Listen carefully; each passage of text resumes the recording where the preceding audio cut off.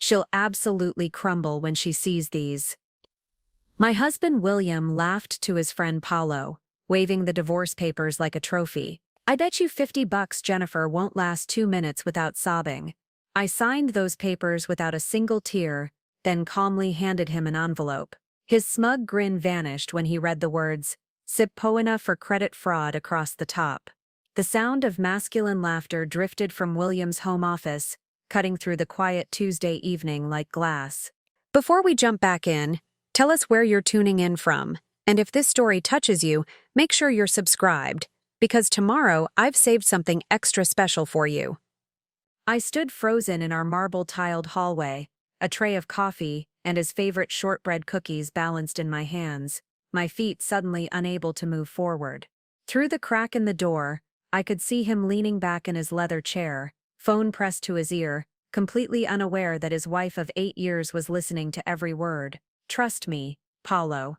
This is going to be better than any reality show. William's voice carried that particular tone of cruel amusement I'd grown to recognize over the years. Jennifer's one of those emotional types, you know. All that lawyer training goes right out the window when it comes to personal stuff. My breath caught in my throat. Lawyer training. The profession I'd sacrificed so much for. The career I'd built from nothing. Reduced to a punchline in his conversation with Paolo Strauss, his college fraternity brother, who still acted like they were 22 and invincible. I'm telling you, William continued, and I could hear the clink of ice against glass as he took another sip of his evening whiskey, she'll be a complete mess. Crying, begging, probably throwing herself at my feet asking what she did wrong. Women are so predictable when their security gets threatened. The coffee cups rattled slightly on the tray as my hands began to tremble, but not from fear or sadness. Something else was building inside me. Something cold and calculating that I hadn't felt in years. Something that reminded me why I'd graduated top of my class at Northwestern Law,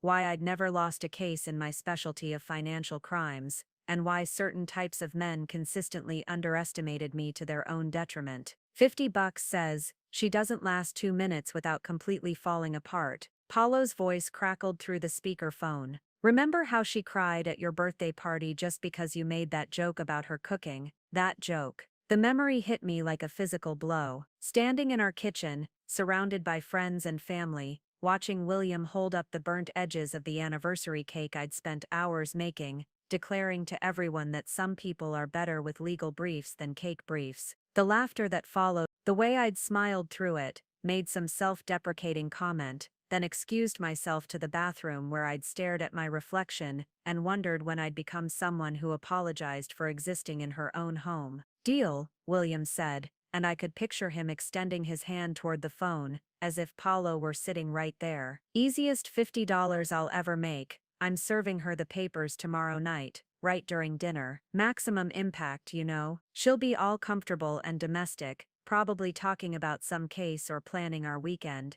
And then boom. Reality check. The tray in my hands suddenly felt impossibly heavy. Tomorrow night. I looked down at the coffee I'd prepared exactly how he liked it. 2 sugars, a splash of cream, served at precisely the temperature he preferred. The shortbread cookies I'd baked from his mother's recipe, the one she'd grudgingly shared with me during our 3rd year of marriage. The woman who'd told me at our wedding reception that I seemed nice enough, but William needs someone who can keep up with him. I'd spent 8 years keeping up with William Hobbs, 8 years molding myself into whatever version he seemed to prefer at any given moment. The supportive wife who attended his company events and laughed at his colleagues' inappropriate jokes. The successful lawyer who nonetheless deferred to his opinions on everything from restaurant choices to vacation destinations. The woman who'd gradually stopped mentioning her own achievements because they seemed to irritate him, who'd learned to downplay her victories because they somehow made his look smaller.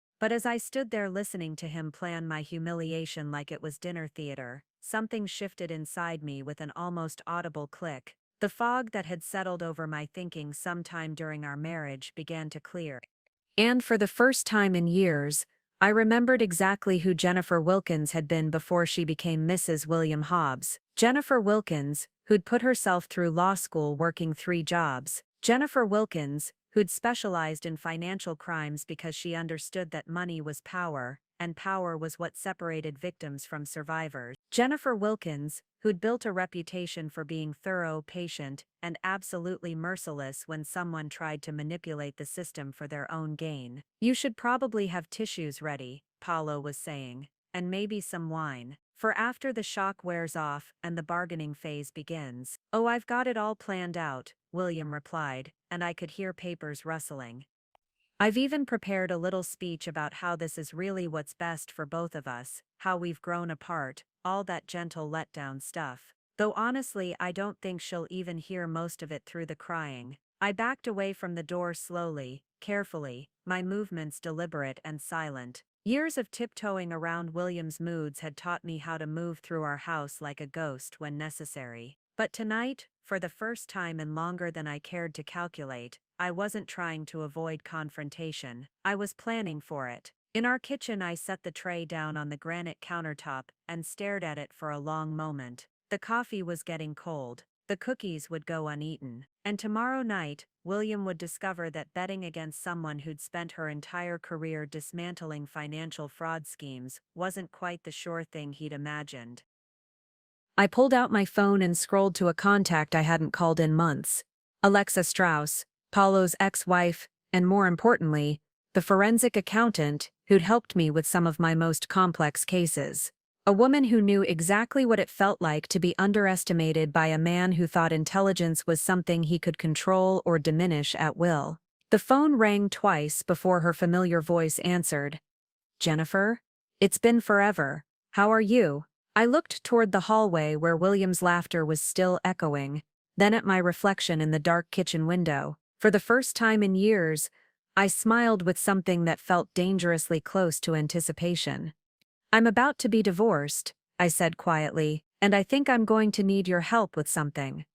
The marriage hadn't always been a performance. There was a time when William's confidence had felt protective rather than suffocating, when his ambition had seemed like something we shared instead of something that diminished my own. I could still remember our third date, sitting in that little Italian restaurant near my law school, watching his eyes light up as I explained a particularly complex case I was working on. He'd leaned forward, genuinely interested, asking questions that showed he was actually listening. "You're going to be incredible," he'd said that night, reaching across the table to touch my hand. "I can already picture you in 10 years partner at some prestigious firm, taking down white-collar criminals left and right." How naive we'd both been, thinking we could see 10 years into the future. The erosion had been so gradual, I'd barely noticed it happening. It started with small suggestions that felt like care. "Maybe don't mention the Morrison case at dinner tonight," he'd say, before we went out with his colleagues. "You know how sensitive David is about his company's compliance issues." Or, "Honey, you're getting a little intense about work stuff. People are here to relax." I'd thought he was helping me navigate social situations, teaching me the unspoken rules of his world. William worked in commercial real estate development, a field where relationships mattered more than expertise, where deals were made over golf games and cocktail parties. His success depended on being likable, charming, the kind of man other men wanted to do business with.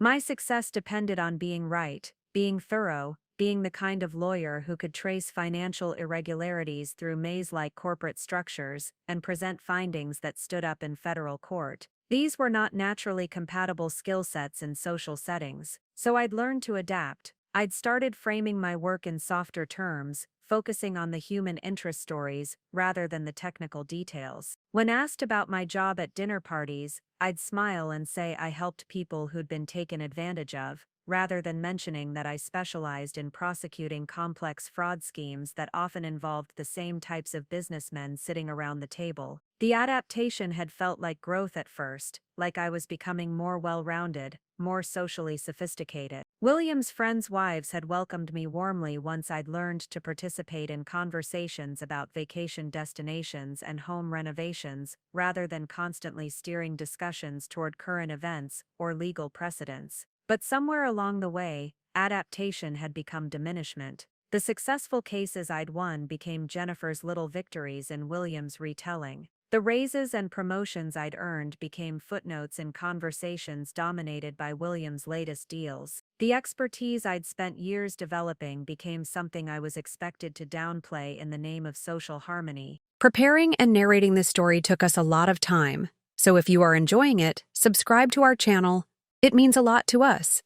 Now back to the story. You have to understand, Haley Holt had told me one evening at a company barbecue, her voice carrying that particular tone women use when they're about to deliver advice they think you desperately need. Men like William need to feel like the provider, the success story. It's just how they're wired. Haley was married to Dominic Holt, William's business partner and closest friend. She'd been giving me these little pieces of marital wisdom for years, always delivered with a smile that suggested she was doing me a tremendous favor by sharing the secrets of keeping a successful man happy. I used to be really career-focused too, she'd continued, sipping her wine and watching our husbands flip burgers at the grill. But I realized that supporting Dominic's dreams was just as fulfilling as pursuing my own, maybe even more so, because his success benefits both of us. I'd nodded politely, the way I'd learned to do when Haley shared her philosophy on marriage, but something about that conversation had stayed with me. Later that night, as I'd watched William regale the group with a story about closing a difficult deal, I'd found myself wondering when supporting his dreams had started requiring me to abandon my own. The questioning might have remained just that, quiet doubts that surfaced occasionally and were quickly suppressed, if not for the incident at the Meridian Hotel. William's firm had been celebrating the completion of their largest development project to date, a mixed-use complex that had taken 3 years to bring to fruition. The party was elegant, expensive, the kind of event where appearances mattered more than substance. I'd been standing near the bar, making polite conversation with one of the investors' wives, when I'd overheard William talking to a group of potential clients. He was describing the challenges they'd faced during the project, the regulatory hurdles and financing complications that had threatened to derail everything. The key, he was saying, his voice carrying that authoritative tone he used when he was in full sales mode, is having the right legal team. You need lawyers who understand the business side, not just the technical stuff. We were lucky to find a firm that could think strategically. He was talking about the legal work I'd done for them, hours upon hours of contract review, regulatory compliance research, and risk assessment that had saved them from what could have been catastrophic delays. Work I'd done largely pro bono, because William had convinced me it would be good for my career to have such a high-profile client on my resume. But in his retelling, my contribution had become the right legal team, and a firm that could think strategically, not his wife, not someone whose expertise had been instrumental in their success, but an anonymous service provider who'd been lucky to find. I'd excused myself from the conversation and walked to the restroom, not because I needed to use it, but because I needed a moment to process what I'd just heard. Standing in front of the bathroom mirror, I'd stared at my reflection and tried to understand why his words had hit me like a physical blow. It wasn't just the lack of credit, though that stung. It was the casual ease with which he'd erased me from a story that couldn't have existed without me. The complete absence of any acknowledgement that his success might be connected to my contribution. The way he'd reduced years of my professional expertise to a lucky coincidence that had benefited his project. When I'd returned to the party, William had been in the middle of another story, this one about a skiing trip he'd taken with clients the previous winter. Paolo was there, laughing at all the right moments, playing the role of appreciative audience. I'd watched them together and realized that this was William's natural element, being the center of attention, the one whose stories mattered, the one whose achievements were worth celebrating. And I'd realized, with a clarity that was both sudden and devastating, that in his world, there was only room for one success story per marriage, and it had never occurred to him that it might not be his. After the Meridian Hotel incident, I started paying attention in a way I hadn't before. Not the hyper-vigilant attention of someone walking on eggshells, which I'd perfected years ago, but the focused, analytical attention I used in my professional life. I began treating my marriage like a case study, collecting evidence not for any particular purpose, but simply because patterns had always fascinated me. The first thing I noticed was how William's stories changed depending on his audience. With his business associates, Our vacation to Portugal became a solo adventure, where he discovered an amazing investment opportunity while exploring on my own. With his college friends, our joint decision to renovate the kitchen became his vision to upgrade our lifestyle, despite my initial resistance. With his family, my promotion to senior partner became a happy coincidence that would help support William's expansion plans. I wasn't being maliciously erased from these narratives, I realized. I was being edited for maximum impact, like a director cutting scenes that didn't serve the story they were trying to tell. The story where William was the protagonist, the decision-maker, the one whose life was worth documenting. The realization might have been easier to bear if it had been limited to public settings, but it had seeped into our private life too. When I'd mentioned wanting to take a sabbatical to write a book about financial crime patterns I'd observed, William had smiled indulgently and suggested I wait until things settled down with the business. When I'd been invited to speak at a conference in Chicago, he'd worried aloud about me being gone during such a busy time, though he'd attended 3 conferences himself that year.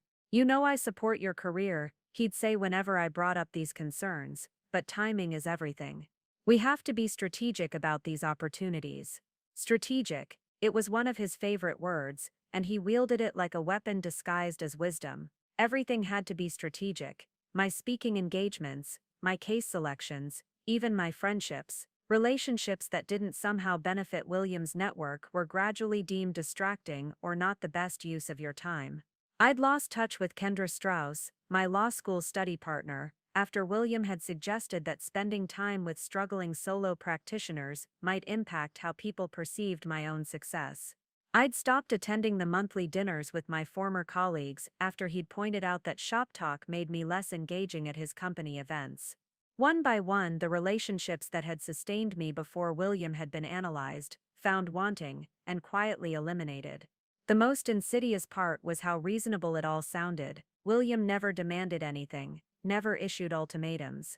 He simply presented logical arguments for why certain choices would be better for both of us, why some sacrifice now would lead to greater rewards later, why my individual interests needed to be balanced against our shared goals. Except our shared goals, I was beginning to realize, always seemed to align perfectly with William's individual interests. When had I last made a decision that benefited me but inconvenienced him?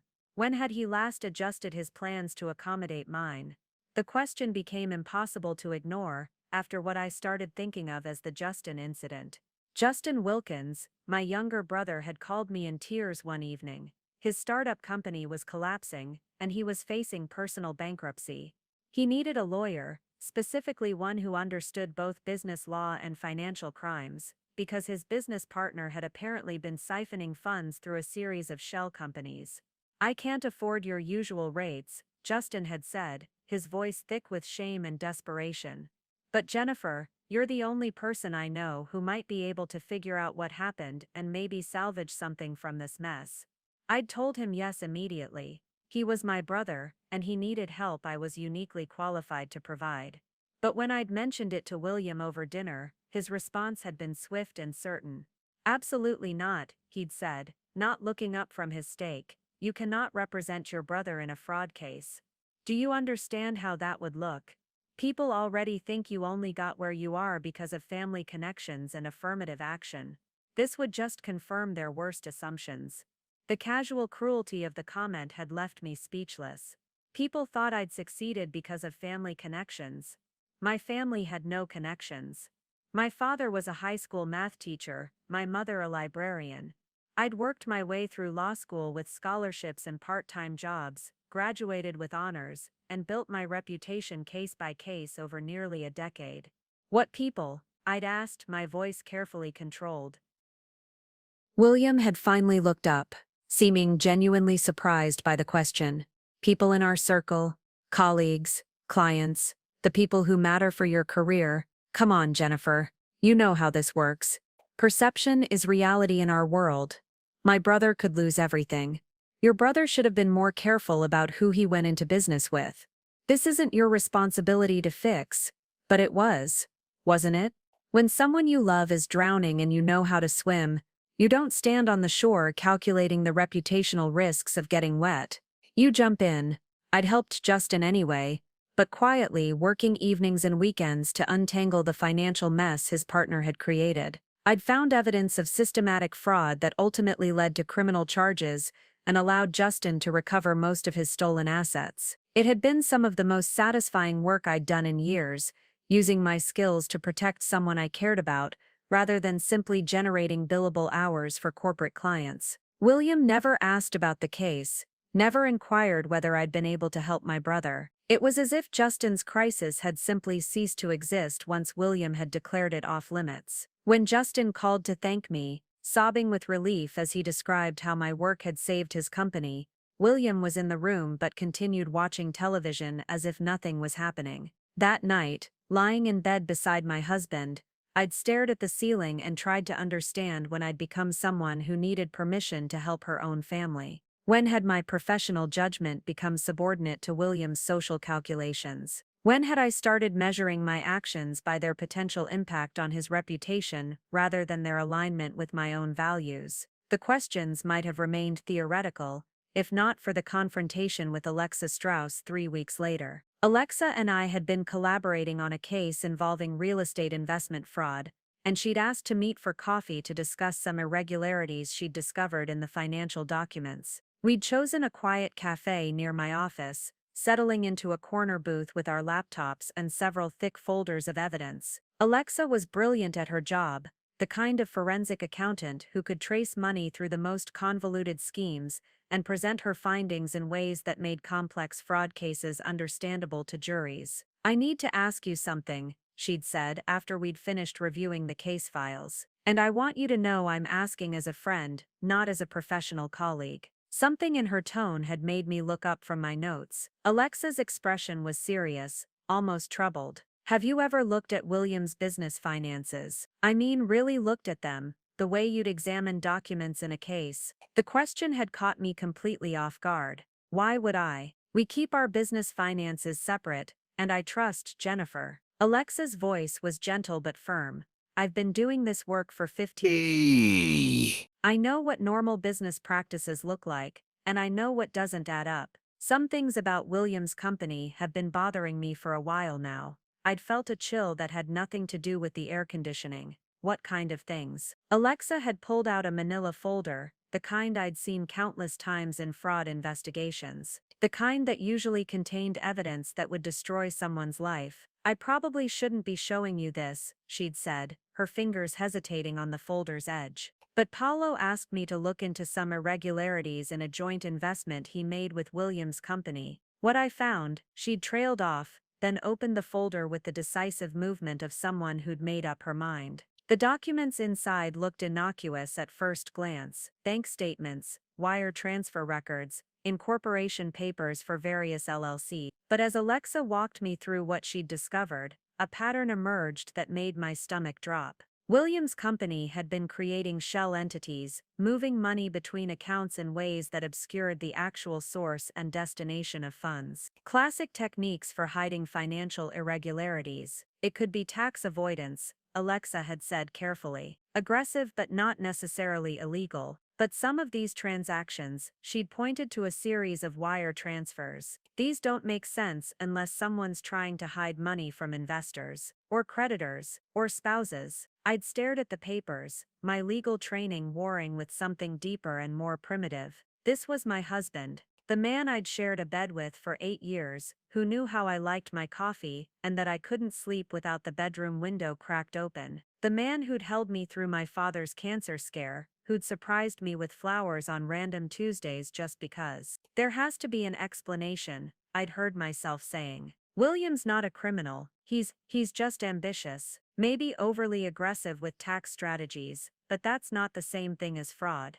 Alexa had nodded, but her expression remained troubled. "Jennifer, I've worked on enough cases to know the difference between aggressive accounting and deliberate deception. These structures aren't designed to minimize taxes. They're designed to hide money. The question is from who?" I'd gathered up the papers with shaking hands, telling Alexa I needed time to process what she'd shown me. But even as I'd driven home that evening, I'd been formulating excuses, explanations, reasons why what looked like fraud might actually be something innocent. Maybe William was planning a surprise investment for our anniversary. Maybe he was setting aside money for a down payment on the vacation home we'd talked about. Maybe he was being overly cautious about protecting assets in an increasingly litigious business environment. The rationalizations had come so easily, each one more creative than the last. I'd always been good at constructing arguments, at finding alternative explanations for suspicious facts. It was a skill that served me well in court, but apparently it could also be turned inward,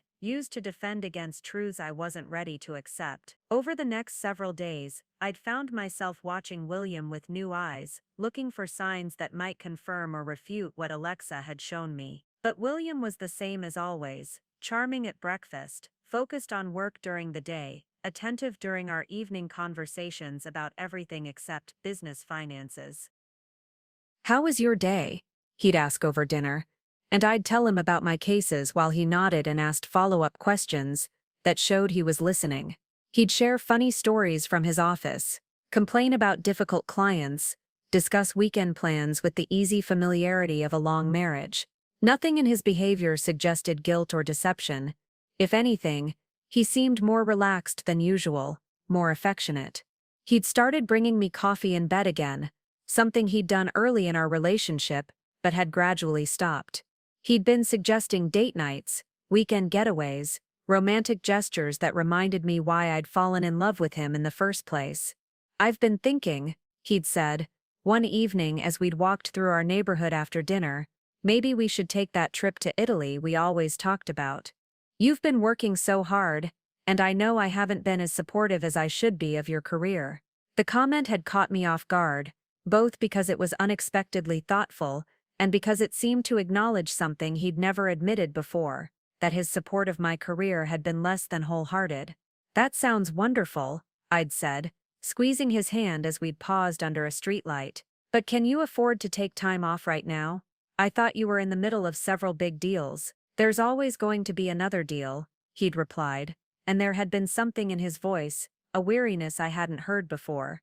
"I don't want to wake up one day and realize I've missed out on the important things because I was too focused on making money." Standing there in the soft glow of the streetlight, holding hands with my husband, while he talked about prioritizing our relationship over his business ambitions, it had been easy to dismiss Alexa's concerns as paranoid speculation. William wasn't some calculating criminal hiding assets from his wife. He was a man who'd gotten caught up in the competitive pressures of his industry and was now making an effort to reconnect with what really mattered.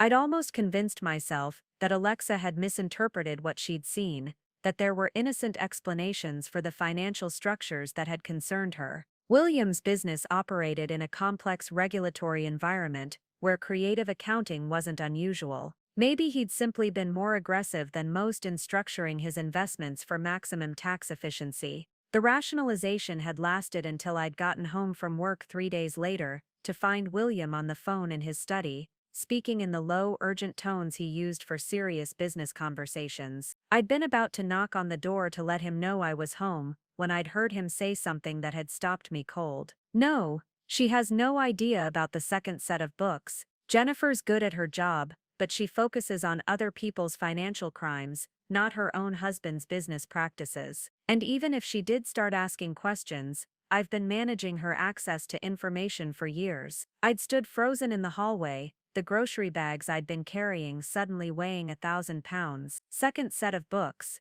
Managing her access to information. The words had echoed in my mind like a death sentence. "The beauty of being married to a financial crimes lawyer," William had continued, and I could hear the smile in his voice, "is that she thinks she'd automatically know if anything illegal was happening under her own roof. It's the perfect cover, actually. No one suspects the compliance expert's husband of running a fraud scheme." The conversation had continued, but I'd stopped listening. Something inside me had simply shut down, a protective mechanism kicking in to prevent complete emotional collapse. I'd walked to the kitchen, put away the groceries with mechanical precision, and started preparing dinner as if nothing had happened. When William had emerged from his study 20 minutes later, I'd smiled and asked about his day. He'd kissed my cheek, complimented the smell of the roast I was preparing, and helped set the table while chatting about a movie he thought we might enjoy over the weekend. I'd responded to all of it normally, laughing at his jokes, agreeing to the movie plans,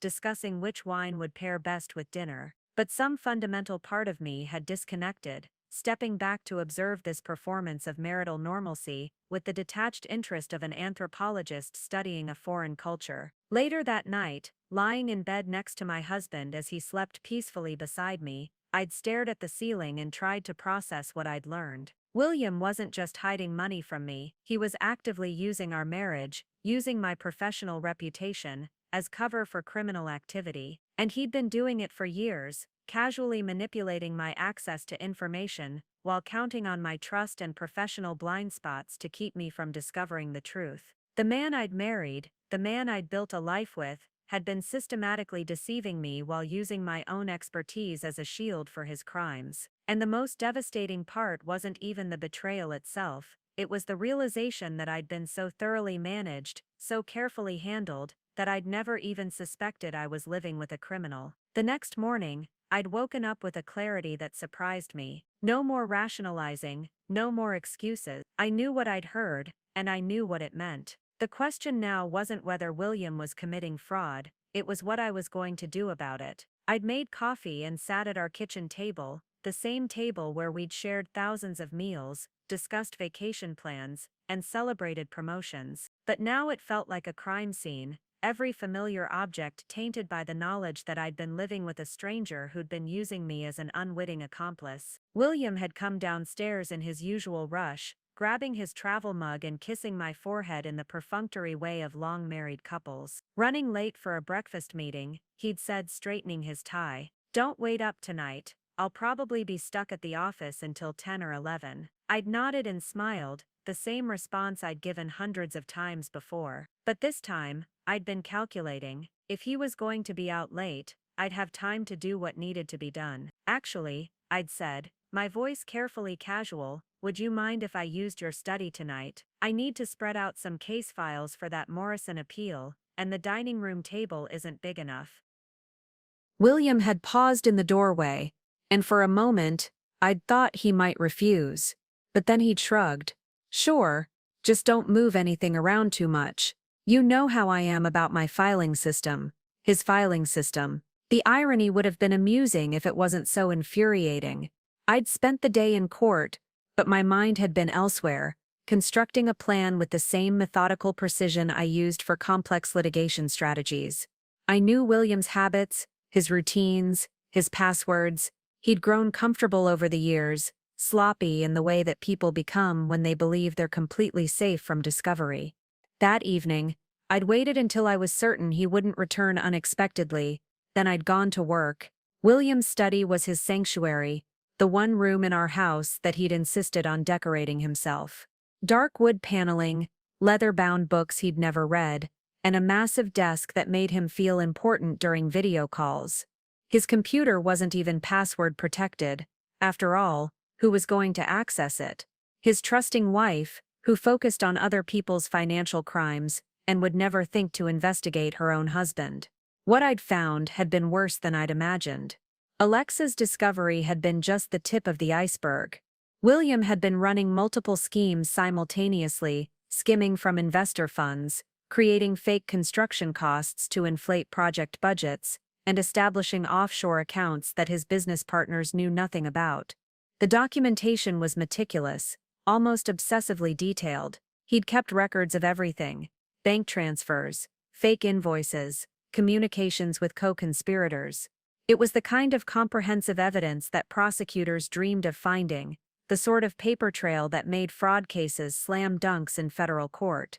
But the most devastating discovery had been a folder labeled insurance policies. Inside, I'd found documents that had nothing to do with property or liability coverage.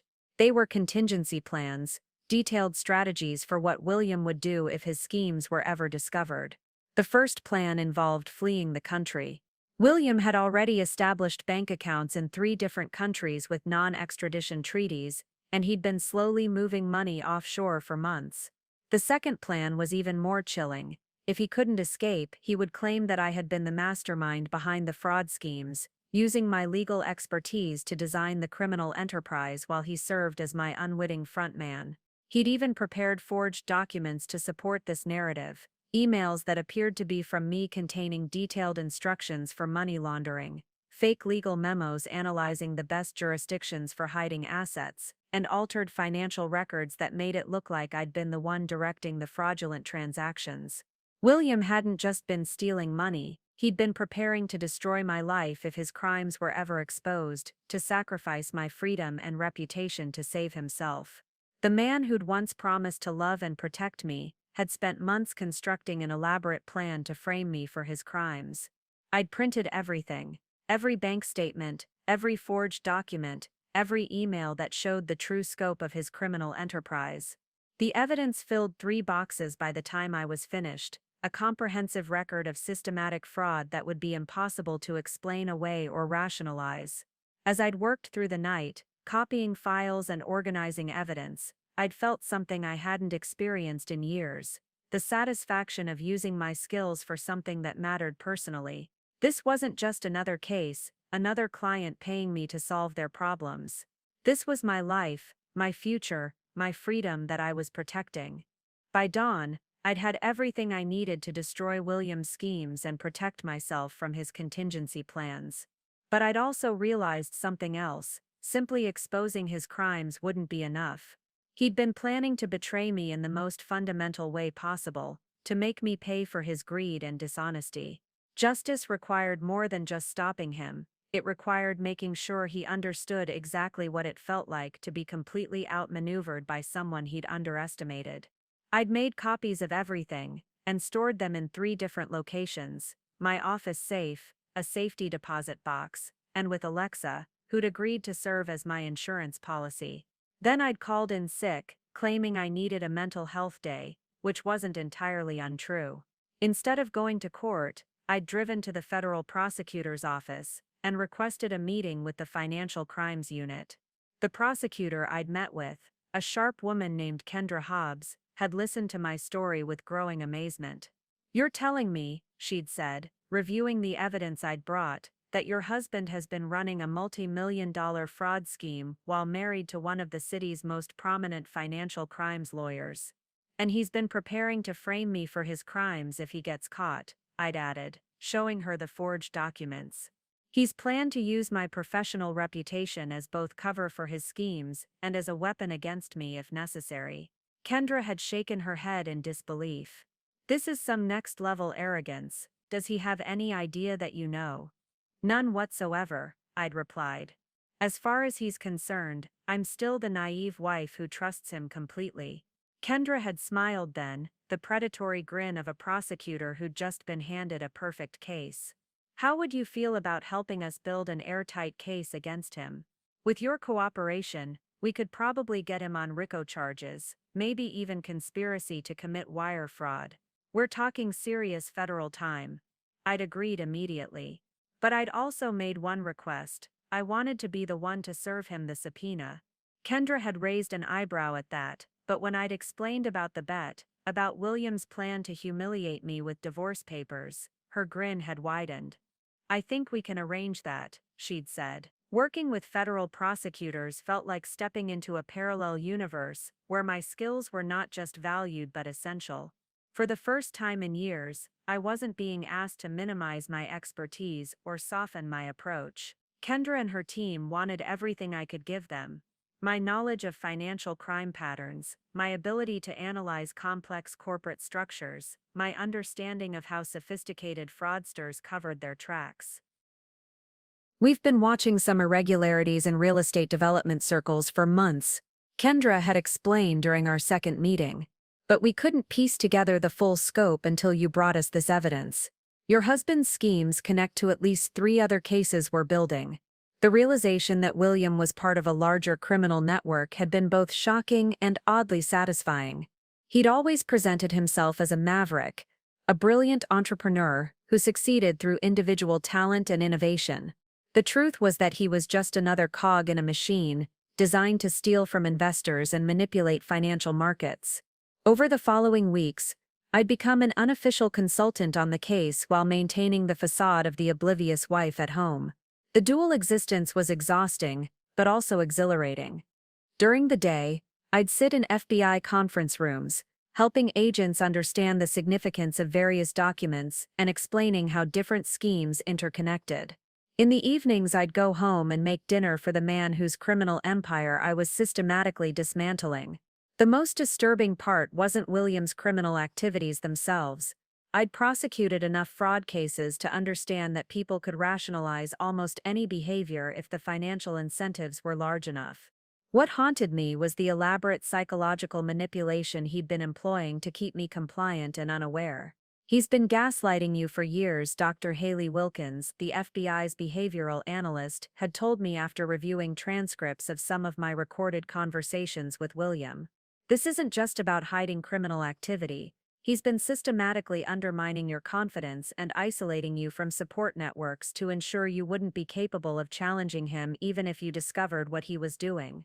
The term gaslighting had become popular in recent years, but I'd always dismissed it as psychological jargon that didn't apply to sophisticated, educated people like myself.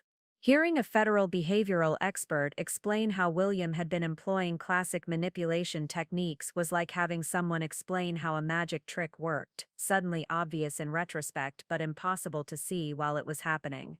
Every suggestion that I toned down my legal expertise at social gatherings hadn't been about helping me fit in better. It had been about ensuring that other lawyers and law enforcement professionals wouldn't see me as someone capable of detecting financial crimes. Every discouraged friendship with former colleagues hadn't been about optimizing our social calendar. It had been about eliminating relationships that might have provided alternative perspectives on William's behavior. The most sophisticated abusers, Dr. Wilkins had continued, are often highly intelligent individuals who understand that physical violence or obvious emotional abuse will drive their victims away. Instead, they use subtle psychological techniques to make their victims doubt their own judgment and abilities.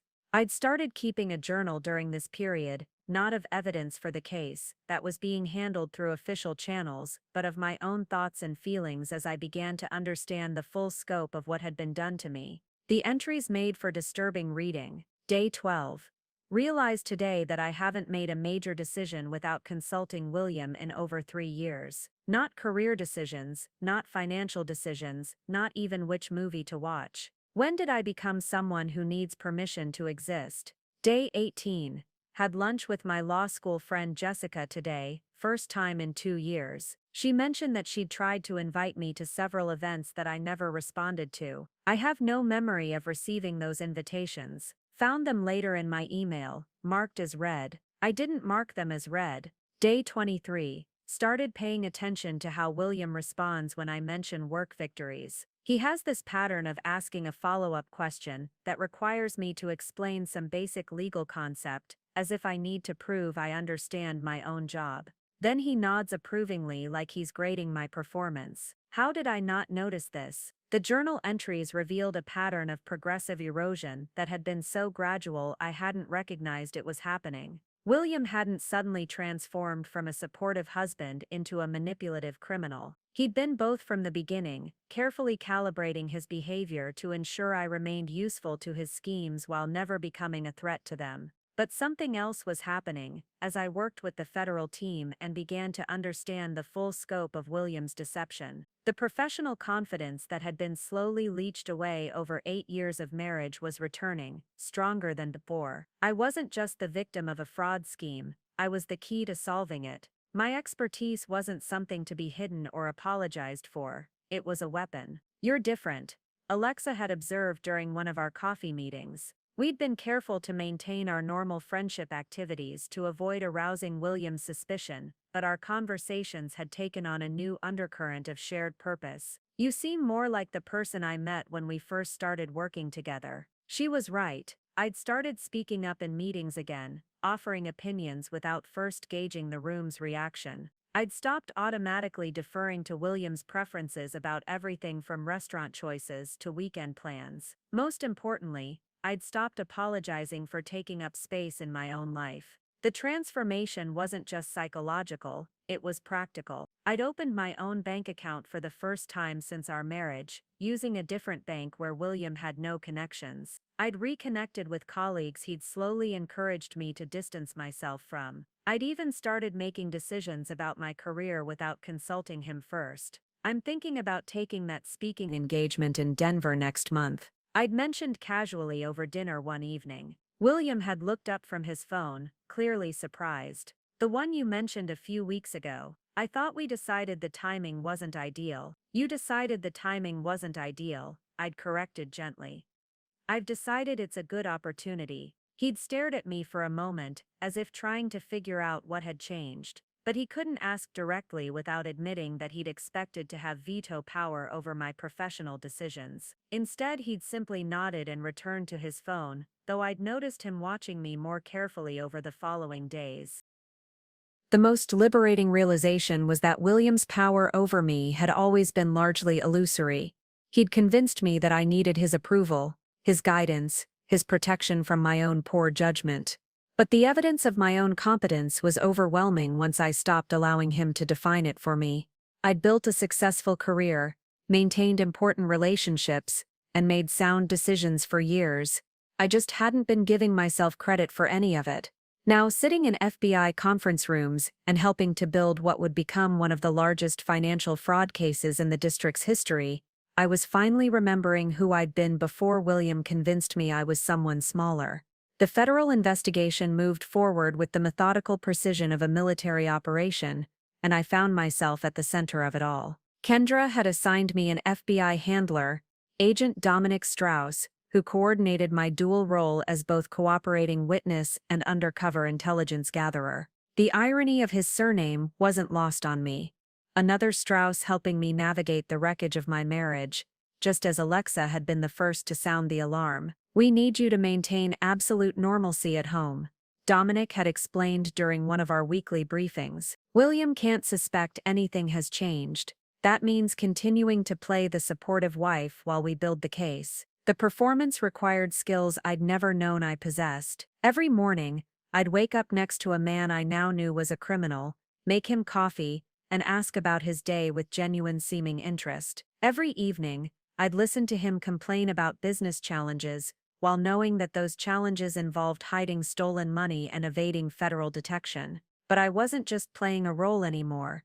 I was gathering intelligence. The FBI had provided me with sophisticated recording equipment, devices so small and advanced, they seemed like something from a spy movie. A pen that recorded conversations, a brooch that transmitted audio to a receiver in my car. Even my wedding ring had been replaced with an identical copy that contained a listening device. The beauty of this setup, Dominic had explained, is that criminals are often most careless around their families. They assume domestic spaces are safe spaces. William has no idea that everything he says in your presence is being documented by federal agents. The recordings were devastating. William's casual conversations about moving money offshore, his discussions of fake invoices and shell companies, his boasts about fooling investors and regulatory agencies, all of it captured in crystal clear audio that would be impossible to explain away in court. But perhaps the most damaging evidence came from his phone conversations with co-conspirators.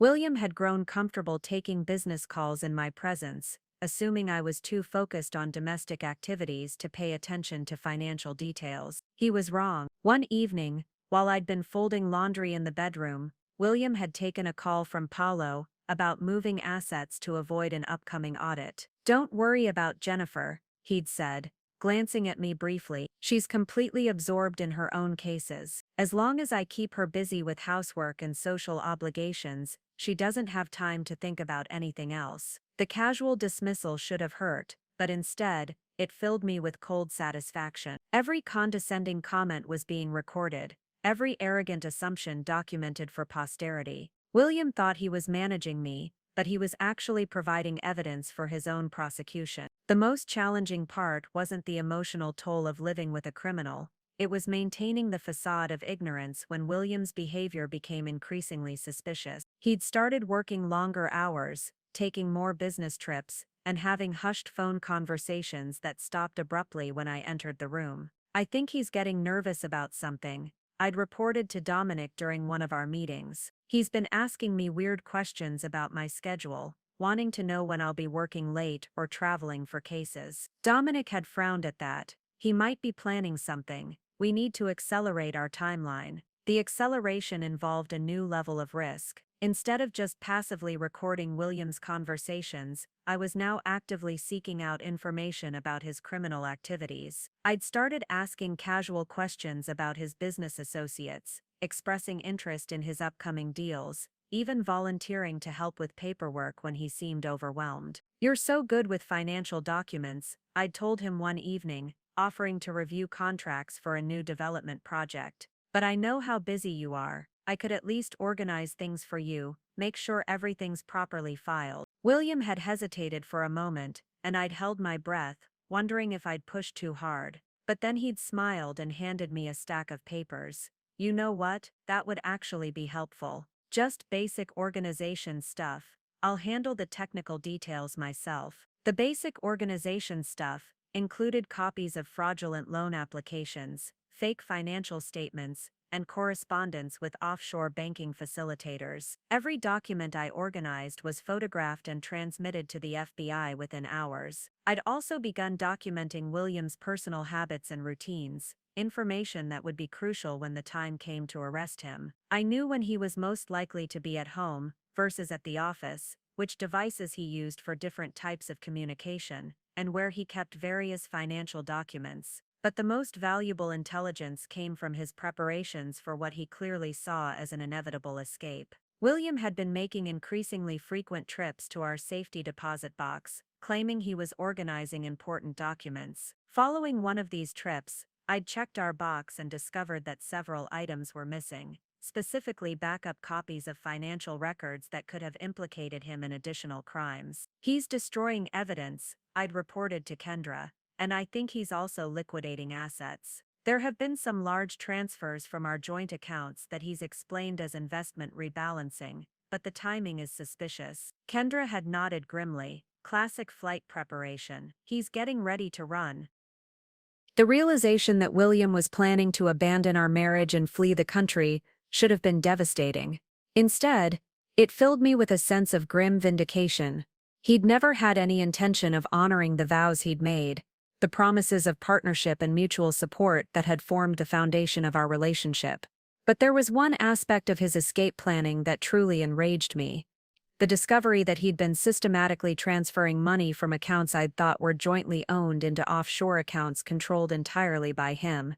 Money I'd contributed from my own earnings, funds we'd supposedly been saving for our future together, had been stolen and hidden where I'd never be able to recover them. "We can help you get that money back," Kendra had assured me when I'd shown her the evidence of the unauthorized transfers. "Financial restitution is always part of our plea negotiations. But first, we need to make sure he doesn't have time to move any more assets offshore." That conversation had led to the final phase of the investigation, the decision to move forward with charges immediately, rather than waiting to gather additional evidence. William's flight preparations meant that any delay could result in his escape and the loss of millions in stolen funds. "We're ready to make arrests," Kendra had told me during our last planning meeting. "The question is, are you ready for this to be over?" I'd thought about that question for a long moment, sitting in the sterile FBI conference room, surrounded by boxes of evidence documenting my husband's crimes and my own transformation from victim to key witness. Ready for it to be over?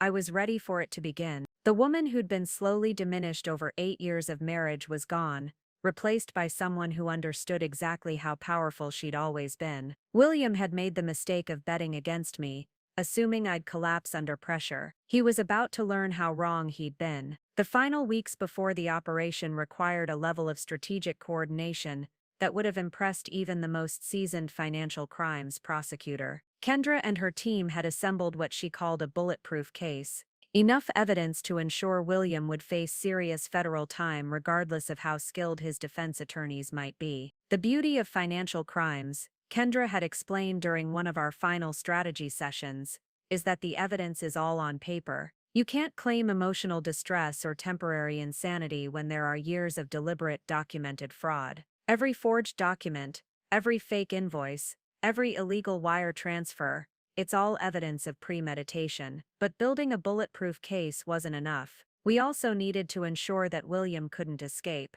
couldn't destroy additional evidence, and couldn't harm me either physically or financially before the arrests took place. That required contingency planning that felt like something out of a thriller novel. We've identified 17 different offshore accounts that William controls, Agent Dominic had reported. But there are probably more we haven't found yet. The moment he realizes he's under investigation, he'll start liquidating everything and transferring it to jurisdictions we can't touch. To prevent this, the FBI had been working with international banking authorities to place holds on suspicious accounts. It was delicate work.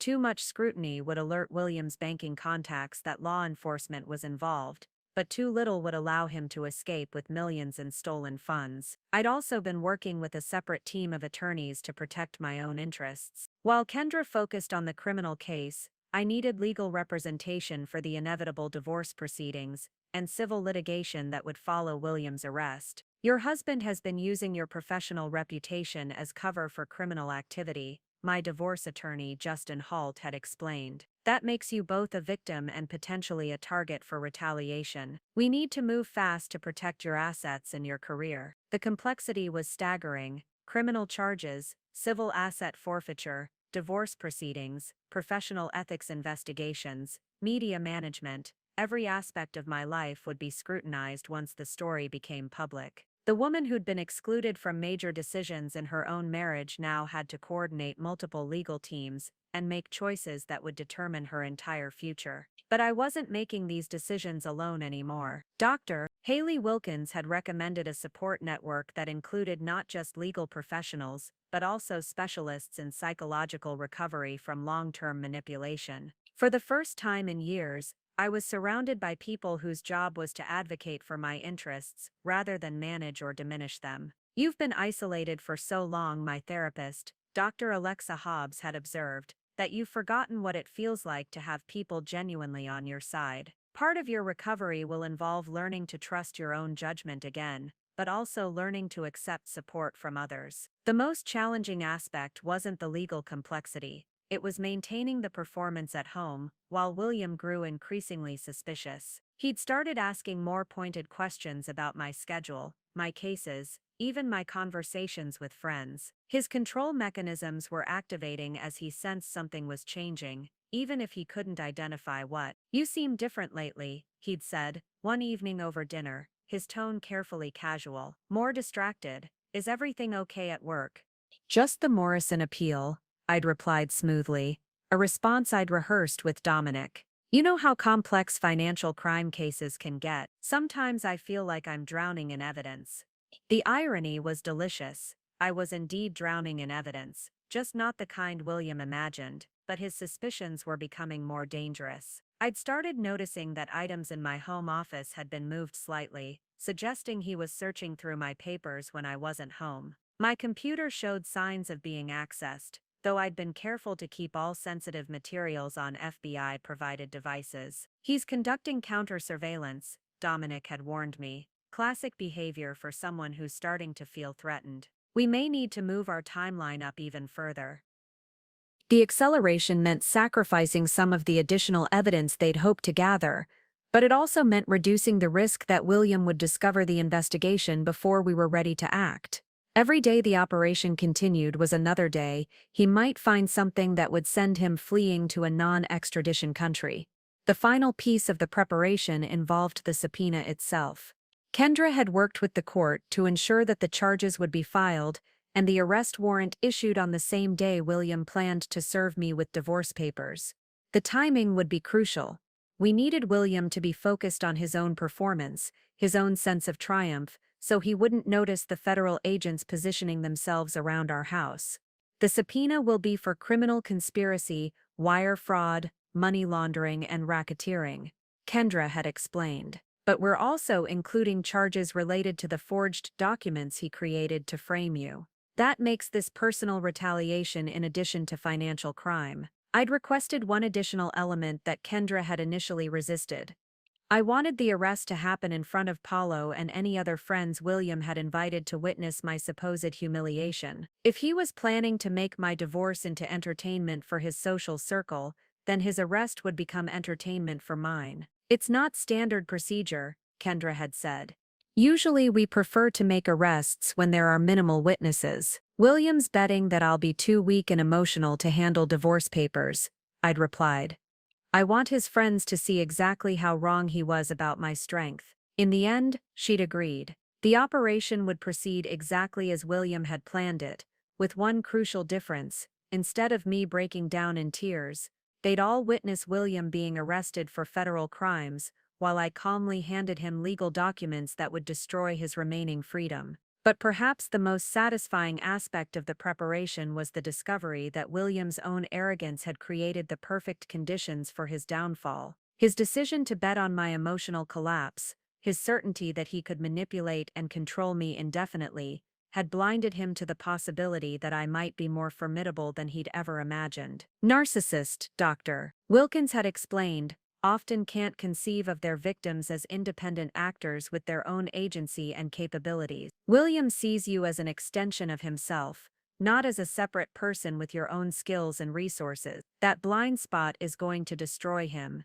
As the final day approached, I felt a calm that surprised me. No anxiety, no second guessing, no fear about the consequences. William had spent years convincing me that I was weak, dependent, incapable of surviving without his guidance and protection. Tomorrow he would learn that the woman he'd been systematically underestimating was about to teach him the most expensive lesson of his life. The morning of what William thought would be my humiliation began like any other day, in our carefully choreographed marriage. I woke up at 6, made coffee exactly the way he preferred it, and asked about his schedule with the same genuine interest I'd been performing for months. But today, every gesture felt charged with significance, every word carefully calibrated for maximum impact. Big day ahead, I'd asked, handing him his travel mug as he straightened his tie in the hallway mirror. William had smiled with the particular satisfaction of a man who believed he was about to win a decisive victory.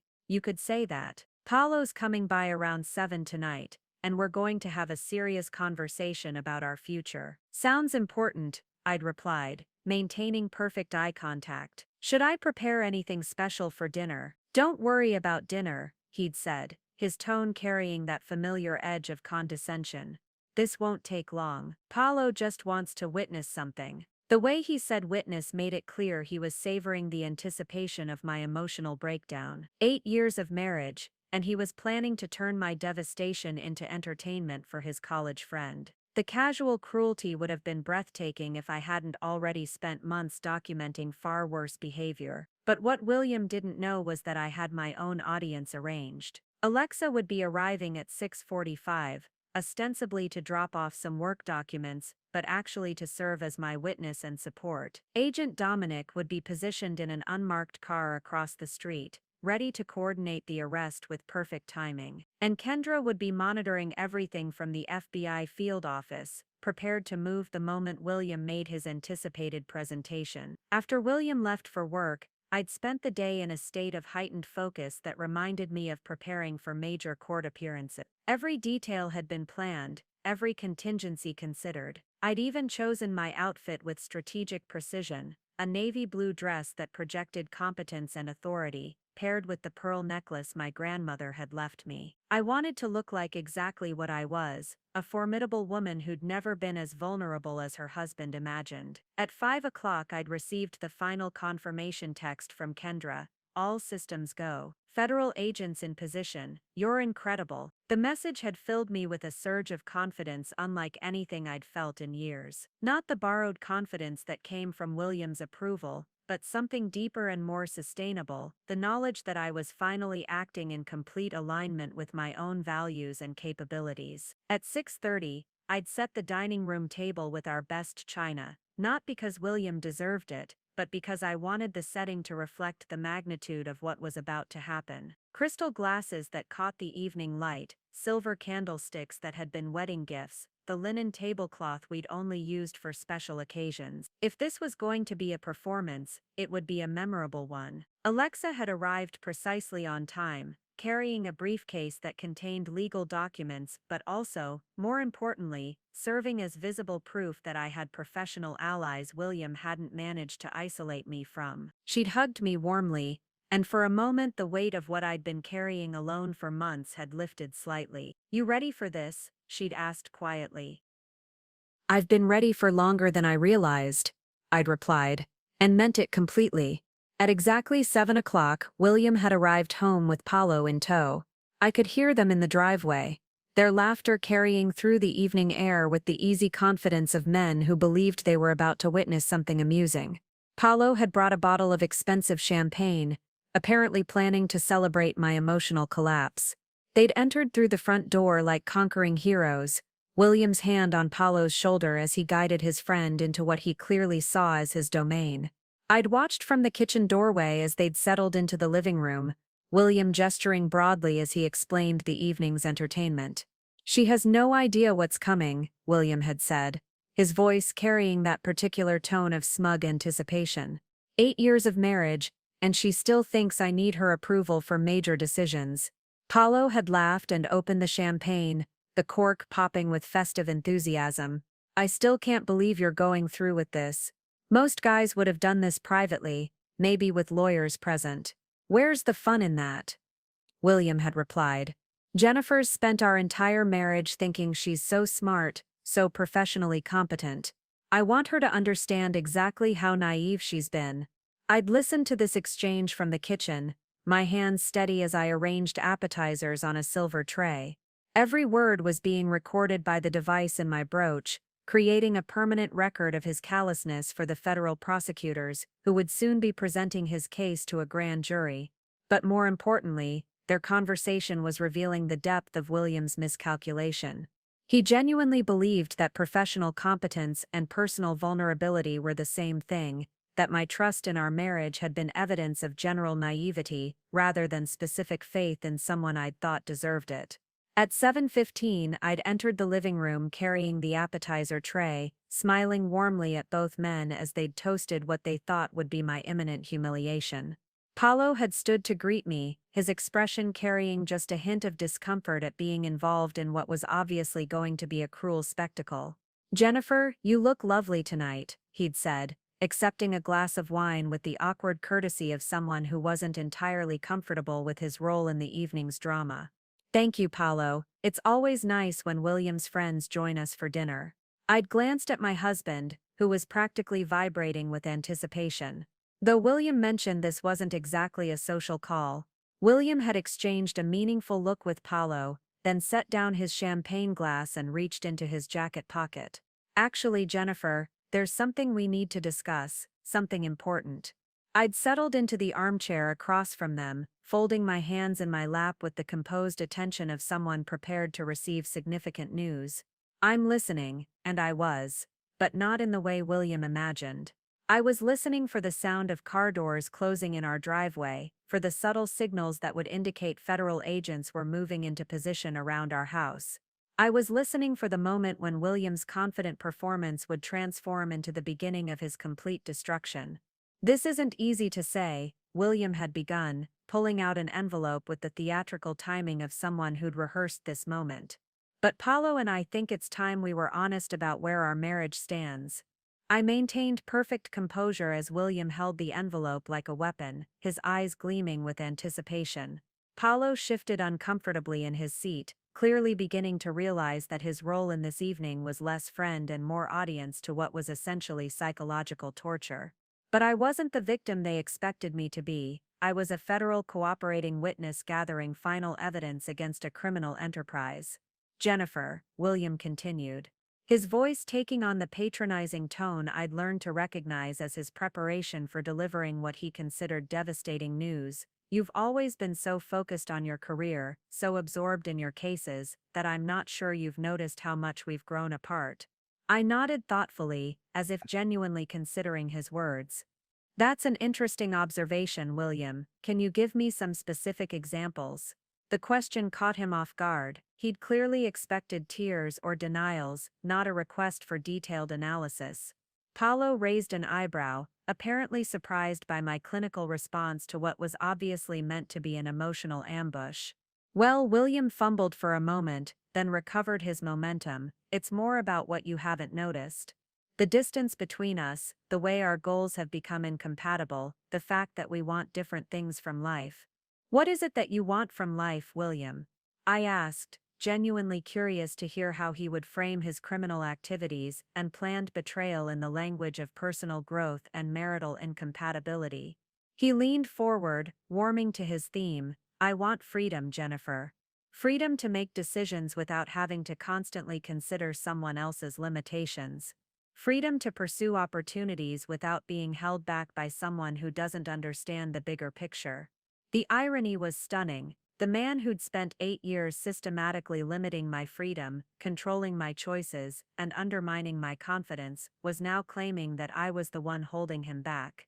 But more importantly, he was describing his criminal activities as opportunities and his victims' rights as limitations, language that would be devastating in a federal courtroom. That sounds reasonable, I said calmly. What kind of opportunities are you thinking about? William's eyes lit up with the enthusiasm of someone who thought he was finally being understood. International ventures, for instance. There are amazing opportunities in countries where American business regulations don't apply. Places where someone with vision can really build something significant.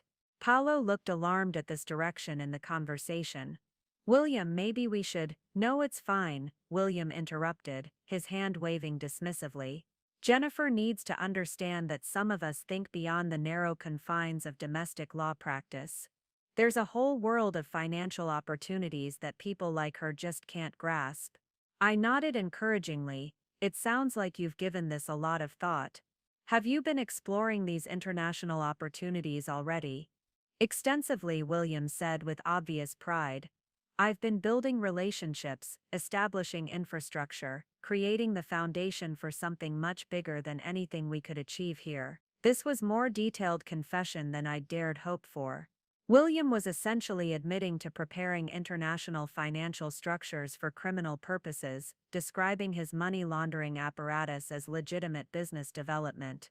Every word was being recorded and would be transcribed for federal prosecutors within hours. That's impressive planning, I said. How long have you been working on this? Years, William replied, his chest swelling with the satisfaction of someone who thought his strategic thinking was finally being appreciated. I started laying the groundwork almost from the beginning of our marriage. It takes time to build the kind of international network that can handle serious money. Paolo had gone pale. He was clearly realizing that William was describing criminal activity in detail, in front of a witness, while being far too specific about timelines and amounts. But William was too caught up in his own brilliance to notice his friend's discomfort. The beauty of it, William continued, is that everything appears completely legitimate to anyone who doesn't understand how international finance really works. Jennifer, for instance, could look at the paperwork and never realize what she was seeing. I felt a chill that had nothing to do with the evening temperature. He was explicitly stating that he'd been running criminal schemes designed to evade detection by someone with my professional expertise.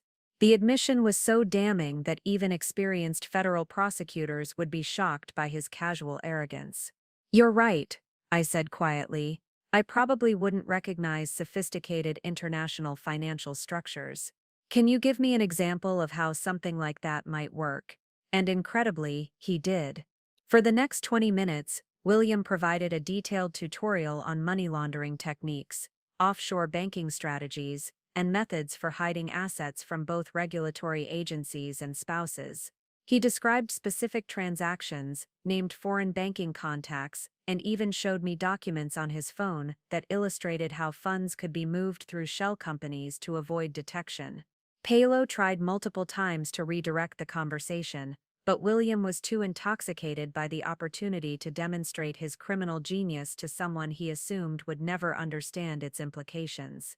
He was like a magician explaining his tricks to someone he believed was too simple to comprehend the methodology. The key, he explained, pulling up what appeared to be a banking app on his phone, is creating enough layers that investigators can't trace the original source. See this account? It's technically owned by a Cayman Islands corporation, which is owned by a Swiss trust, which is controlled by a Panamanian company that I manage through a consulting agreement. I studied the screen with the appropriate expression of confused admiration while mentally cataloging every detail for my debriefing with federal agents. William was showing me evidence that would probably add years to his eventual sentence, completely unaware that he was sealing his own fate. That seems incredibly complex, I said. You must have needed professional help to set up something that sophisticated. Oh, I had help, William laughed. But the professionals don't always understand the creative applications of their services. They think they're helping with tax planning when they're actually building something much more versatile. He was admitting to deceiving his own attorneys and accountants, using their legitimate services as cover for criminal activity. The recording would not only damn William, but potentially implicate other members of his network who might have been knowingly involved in the schemes. As the evening continued, William grew more expansive in his descriptions, more detailed in his confessions, more confident in his assessment of my inability to understand or challenge him. He was performing for Paolo, showing off his criminal sophistication, while simultaneously providing a complete roadmap for federal investigators. But as I sat there listening to my husband describe 8 years of systematic fraud and betrayal, I realized something that made me smile inwardly. He thought he was explaining why our marriage had failed, demonstrating how his criminal genius had outgrown our domestic limitations. In reality, he was providing the evidence that would ensure he spent the next decade in federal prison, while I rebuilt the life he'd tried so hard to control and diminish. The man who'd bet his friend that I would cry over divorce papers was about to learn that underestimating me had been the most expensive mistake of his criminal career. The moment I'd been waiting for finally arrived when William's phone buzzed with what appeared to be an urgent message. He glanced at it, his expression shifting from smug satisfaction to something approaching excitement. "Actually, this is perfect timing," he said, looking up at Paolo with renewed enthusiasm. "I just got confirmation on something that really demonstrates what I've been talking about." Paolo looked increasingly uncomfortable, but William was oblivious to his friend's distress. He was completely absorbed in what he clearly saw as the crescendo of his performance, the moment when he would reveal the full scope of his brilliance and my naivety. "Jennifer," William said, turning to me with the patronizing smile I'd grown to despise, "remember that investment property we discussed last year? The one in Costa Rica that you thought was too risky?" I did remember. It had been one of many times William had presented me with what seemed like legitimate business opportunities, seeking my opinion before dismissing it entirely. At the time, I'd been concerned about the legal complexity and potential regulatory issues. Now I understood that my concerns had been exactly right, just not in the way I'd imagined. "Yes, I remember," I said carefully. "You decided to move forward despite my reservations." "Well, it's turning out even better than I expected," William replied, his voice thick with self-satisfaction. "The money we invested has already tripled, and the beauty is that it's completely outside the reach of U.S. tax authorities." Paolo's face had gone white. "William, maybe we shouldn't." "It's fine," William waved him off again. "Jennifer needs to understand the scale of what she's been missing. This isn't small-time stuff we're talking about." He pulled out his phone again, navigating to what appeared to be an offshore banking application. "Look at this balance," he said, turning the screen toward me. $18 million, completely liquid, sitting in an account that the IRS doesn't even know exists. I stared at the screen, genuinely shocked by the amount. Even knowing that William had been running fraud schemes for years, I hadn't anticipated the scale of his criminal enterprise. $18 million represented hundreds of victims, thousands of fraudulent transactions, and decades of potential federal prison time. "That's substantial," I managed to say, my voice carefully controlled despite the magnitude of what he was showing me. "And that's just one account," William continued, his pride overriding any remaining caution. "The total across all jurisdictions is probably closer to 40 million, maybe more. I honestly haven't calculated it recently. $40 million. The number echoed in my mind as I tried to process the implications. William hadn't just been running a fraud scheme, he'd been operating what amounted to a criminal empire, systematically stealing from investors, clients, and business partners for years, while using our marriage as his cover. "The best part," William continued, apparently interpreting my stunned silence as admiration, "is how easily it all flows through the system. Money goes in as legitimate business investments, gets processed through various intermediaries, and comes out completely clean on the other side. He was describing a sophisticated money laundering operation, providing details that would allow federal investigators to trace the flow of stolen funds through multiple jurisdictions. Every word was being recorded, creating evidence that would be invaluable for international law enforcement cooperation. How do you keep track of it all? I asked, genuinely curious about the logistics of managing such a complex criminal operation. William laughed, clearly delighted by the question. That's where technology becomes your friend. Everything's automated now. Transfers, conversions, even the paperwork generation. I have systems that can move money faster than government agencies can track it. He showed me another application on his phone, this one appearing to control automated financial transactions across multiple accounts. See this? I can initiate transfers of millions of dollars with just a few taps. By the time any regulatory agency notices the movement, the money's already been converted and redistributed through 6 different countries. The casual way he described evading international law enforcement was breathtaking. William wasn't just committing fraud, he was actively working to undermine the global financial system's security measures, apparently viewing regulatory agencies as obstacles to be defeated rather than legitimate protections for innocent investors. Of course, he continued, his tone becoming more serious, the key to all of this is making sure that no one in your immediate circle understands what they're looking at. That's why having a wife who focuses on domestic financial crimes has been so perfect. You look at international transactions and just see legitimate business activity. There it was, the explicit admission that he'd been using my professional reputation and our marriage as cover for his criminal activities. He wasn't just stealing money, he was deliberately exploiting my credibility to legitimize his schemes in the eyes of potential victims and business partners. It's brilliant, really, Paolo said quietly, though his tone suggested anything but admiration. You've essentially been hiding in plain sight. Exactly, William replied, missing the horror in his friend's voice entirely. The beauty of marrying someone in law enforcement is that people automatically assume you're clean. Who's going to suspect the financial crimes prosecutor's husband of running the exact type of schemes she prosecutes? I felt a cold fury building as I listened to him describe how he'd weaponized my career against innocent victims. Every case I'd won, every criminal I'd helped convict, every moment of professional pride I'd experienced, all of it had been twisted by William into a shield for his own criminal activities. But more than that, I realized he'd been studying my work, learning from the cases I'd prosecuted to make his own schemes more sophisticated. He hadn't just been using my reputation, he'd been mining my professional expertise to become a more effective criminal. The timing of tonight is actually perfect,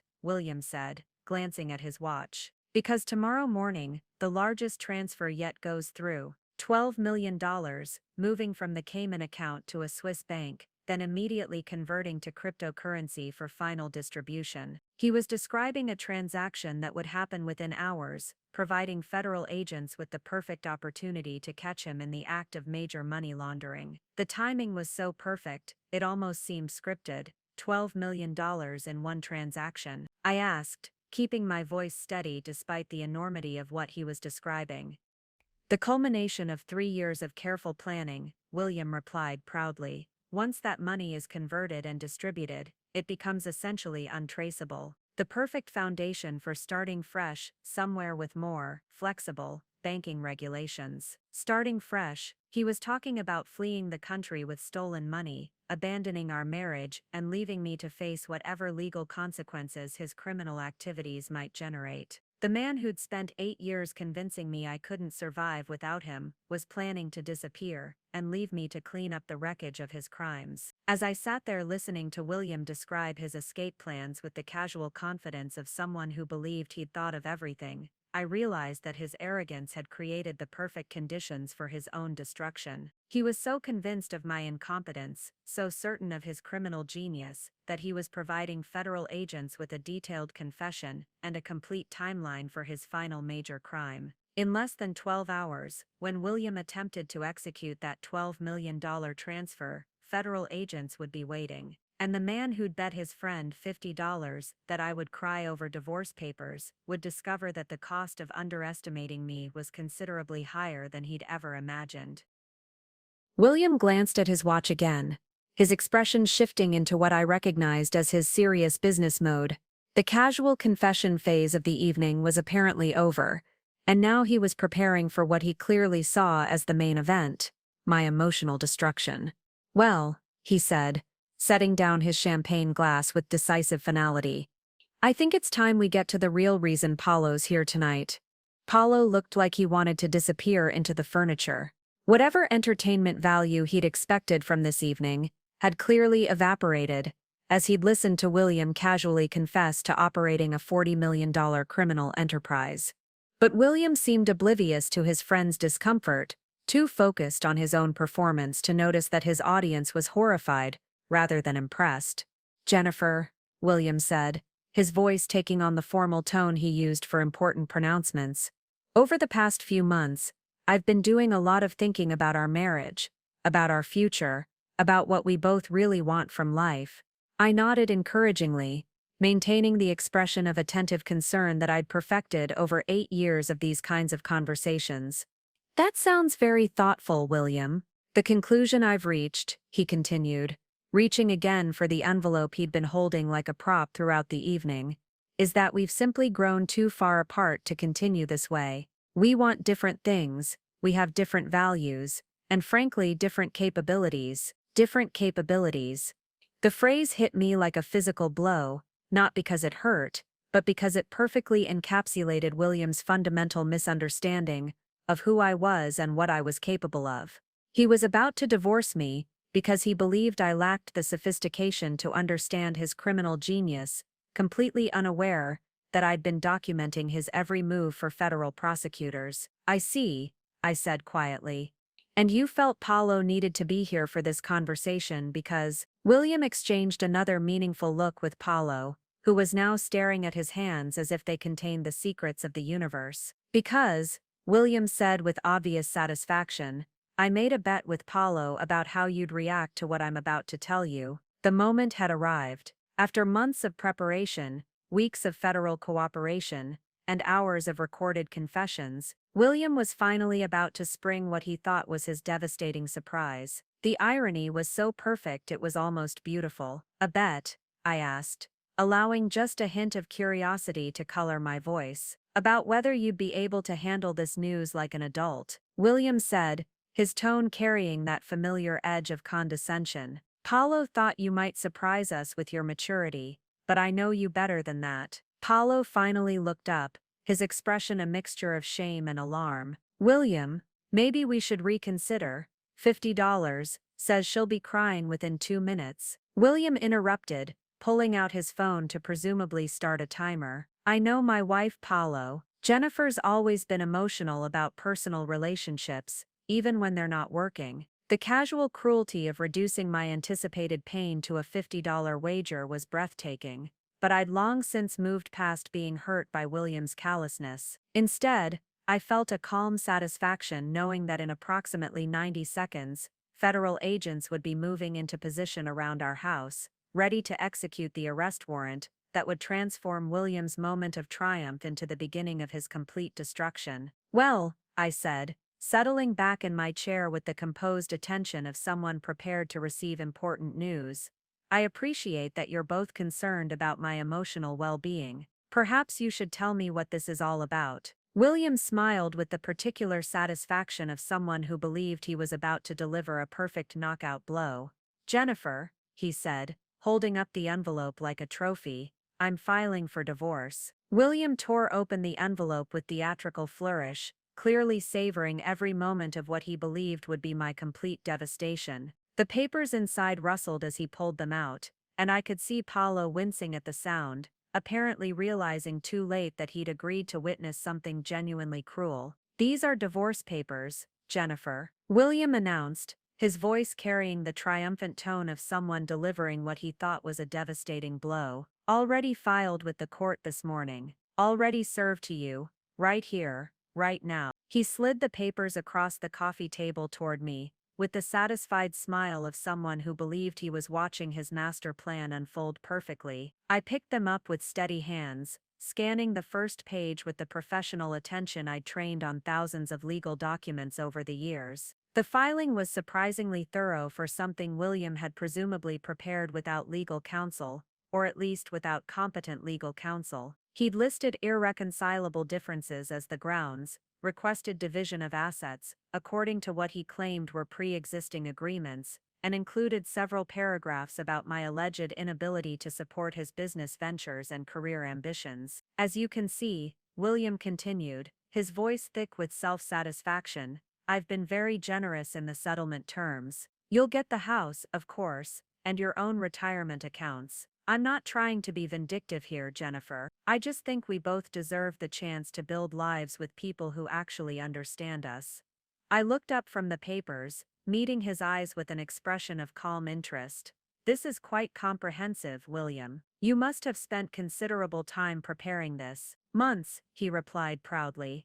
I wanted to make sure everything was handled properly, that there wouldn't be any ugly battles or drawn-out proceedings. Clean break, mutual respect, everyone moves on with their lives. The irony was breathtaking. William thought he was being magnanimous by offering me the house and my own retirement accounts, assets that legally belonged to me anyway, while planning to flee the country with $40 million in stolen money. His idea of generosity was letting me keep what was already mine while he escaped with his criminal empire intact. I have to admit, I said, setting the papers down carefully, I'm impressed by your attention to detail. Though I notice you've been quite specific about which assets you consider marital property and which you consider separate property. William's smile widened, apparently interpreting my comment as acknowledgement of his legal sophistication. Well, you know how complex these things can get when there are business interests involved. I thought it was important to be very clear about what belongs to whom. Paolo shifted uncomfortably in his seat, clearly understanding the implications, even if William was too caught up in his own performance to realize how damning his words were. Every statement about separate assets was being recorded, creating evidence that would help federal prosecutors trace his hidden accounts and demonstrate his intent to defraud both creditors and his spouse. A timeline is quite aggressive, I observed, flipping through the pages. It looks like you're requesting expedited proceedings. No point in dragging things out, William replied. Once we both acknowledge that the marriage is over, the practical details are just paperwork. I thought you'd appreciate efficiency, given your legal background. Efficiency. He was describing his plan to divorce me and flee the country before federal agents could freeze his assets as efficient case management. The man who'd spent our entire marriage dismissing my professional expertise was now mansplaining legal strategy to someone who'd forgotten more about criminal law than he'd ever learned about legitimate business practices. You're right, I said with a slight smile. I do appreciate efficiency. In fact, I have something for you as well. Part 12. The stage setting 96 minutes. William glanced at his watch again, his expression shifting into what I recognized as his serious business mode. The casual confession phase of the evening was apparently over, and now he was preparing for what he clearly saw as the main event, my emotional destruction. Well, he said, setting down his champagne glass with decisive finality, I think it's time we get to the real reason Paolo's here tonight. Paolo looked like he wanted to disappear into the furniture. Whatever entertainment value he'd expected from this evening had clearly evaporated as he'd listened to William casually confess to operating a $40 million criminal enterprise. But William seemed oblivious to his friend's discomfort, too focused on his own performance to notice that his audience was horrified rather than impressed. Jennifer, William said, his voice taking on the formal tone he used for important pronouncements, over the past few months, I've been doing a lot of thinking about our marriage, about our future, about what we both really want from life. I nodded encouragingly, maintaining the expression of attentive concern that I'd perfected over 8 years of these kinds of conversations. That sounds very thoughtful, William. The conclusion I've reached, he continued, reaching again for the envelope he'd been holding like a prop throughout the evening, is that we've simply grown too far apart to continue this way. We want different things, we have different values, and frankly, different capabilities. Different capabilities. The phrase hit me like a physical blow, not because it hurt, but because it perfectly encapsulated William's fundamental misunderstanding of who I was and what I was capable of. He was about to divorce me because he believed I lacked the sophistication to understand his criminal genius, completely unaware that I'd been documenting his every move for federal prosecutors. "I see," I said quietly, "and you felt Paolo needed to be here for this conversation because—" William exchanged another meaningful look with Paolo, who was now staring at his hands as if they contained the secrets of the universe. "Because," William said with obvious satisfaction, "I made a bet with Paolo about how you'd react to what I'm about to tell you." The moment had arrived. After months of preparation, weeks of federal cooperation, and hours of recorded confessions, William was finally about to spring what he thought was his devastating surprise. The irony was so perfect, it was almost beautiful. "A bet?" I asked, allowing just a hint of curiosity to color my voice. "About whether you'd be able to handle this news like an adult," William said, his tone carrying that familiar edge of condescension. "Paolo thought you might surprise us with your maturity, but I know you better than that." Paolo finally looked up, his expression a mixture of shame and alarm. "William,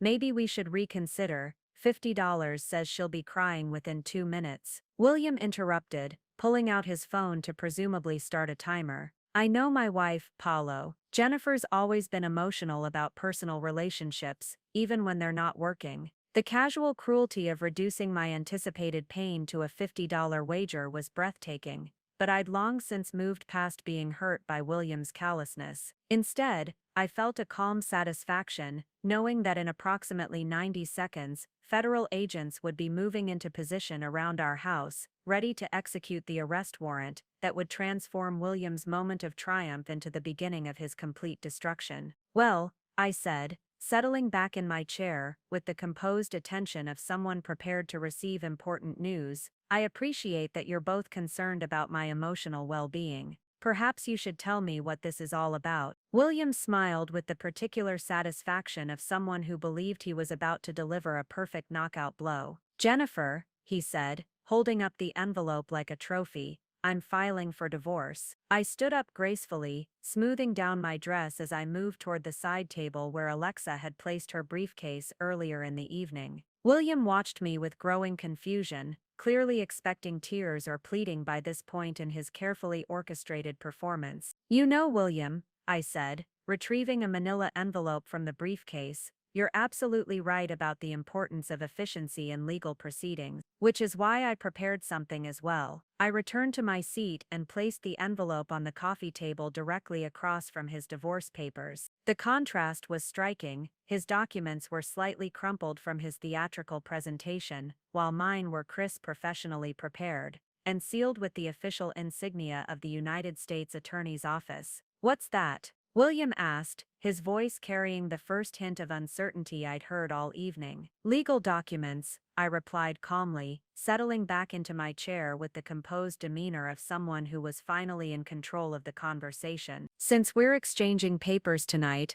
I thought you should see these." Paolo leaned forward slightly, his expression shifting from discomfort to alarm as he noticed the federal seal on the envelope. "Jennifer, what exactly—" "It's a subpoena, Paolo," I said, my voice cutting through the suddenly tense atmosphere. "For William, federal charges, conspiracy to commit wire fraud, money laundering, racketeering, and a few other things that carry quite serious prison sentences." The silence that followed was deafening. William stared at the envelope as if it might explode, his face cycling through confusion, disbelief, and the first dawning recognition that something had gone terribly wrong with his master plan. "That's impossible," he said, finally, his voice barely above a whisper. You couldn't possibly understand sophisticated international financial structures," I finished, echoing his words from earlier in the evening. "You're right, William. I couldn't. Which is why I asked for help." I picked up the envelope and broke the seal with the same theatrical precision William had used with his divorce papers. The documents inside were thick, official, and devastating in their specificity. "Federal investigators have been building a case against your criminal enterprise for months," I continued, pulling out the subpoena and setting it where William could see it clearly. 18 offshore accounts, $40 million in stolen funds, fraudulent real estate transactions across 6 countries, and systematic money laundering operations designed to evade international law enforcement. William's face had gone white, all traces of his earlier confidence evaporating as he stared at the federal documents. "You've been cooperating with federal prosecutors." "Yes," I said simply. "It turns out that having a wife who specializes in financial crimes isn't the perfect cover you thought it was. It's actually the perfect trap." Paolo had gone completely silent, apparently realizing that his role in the evening had transformed from witness to William's triumph to witness to his complete destruction. The champagne he'd brought to celebrate my humiliation sat untouched on the table, a mockery of his expectations. "Every conversation we've had about your business ventures," I continued, my voice gaining strength as I finally revealed the truth I'd been hiding for months. "Every phone call you've taken in my presence, every document you've shown me, all of it recorded, all of it documented, all of it evidence in a federal criminal case." William tried to speak, but no words came out. His mouth moved silently as he processed the magnitude of what I was telling him. The man who'd spent the evening boasting about his criminal genius, who'd explained his money laundering techniques in detail, who'd shown me banking applications and account balances, was beginning to understand that he'd confessed to everything on tape. "The timing is quite poetic, actually," I said, glancing at my watch, "because in approximately 3 minutes, federal agents are going to arrive at our front door with an arrest warrant. Your $12 million transfer was never going to happen, William. The accounts have been frozen, the assets seized, and your international banking contacts are cooperating with authorities." I leaned forward slightly, meeting his eyes with the calm confidence of someone who'd finally reclaimed her power. "You bet Paolo $50 that I'd cry when you served me divorce papers. But I'm not crying, William. I'm smiling." Part 12.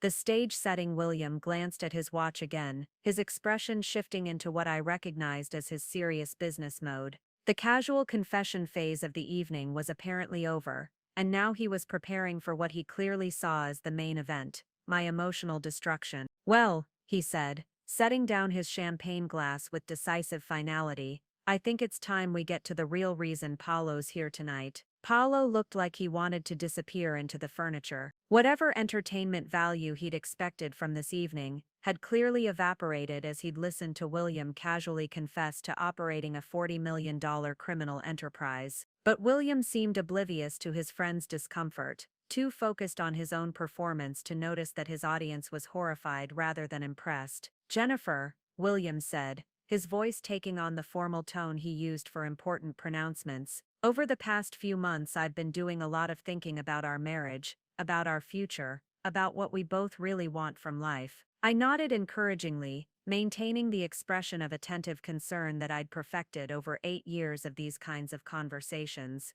"That sounds very thoughtful, William. The conclusion I've reached," he continued, reaching again for the envelope he'd been holding like a prop throughout the evening, "is that we've simply grown too far apart to continue this way. We want different things, we have different values, and frankly different capabilities." Different capabilities. The phrase hit me like a physical blow, not because it hurt, but because it perfectly encapsulated William's fundamental misunderstanding of who I was and what I was capable of. He was about to divorce me because he believed I lacked the sophistication to understand his criminal genius, completely unaware that I'd been documenting his every move for federal prosecutors. "I see," I said quietly. "And you felt Paolo needed to be here for this conversation because..." William exchanged another meaningful look with Paolo, who was now staring at his hands as if they contained the secrets of the universe. "Because," William said with obvious satisfaction, "I made a bet with Paolo about how you'd react to what I'm about to tell you." The moment had arrived. After months of preparation, weeks of federal cooperation,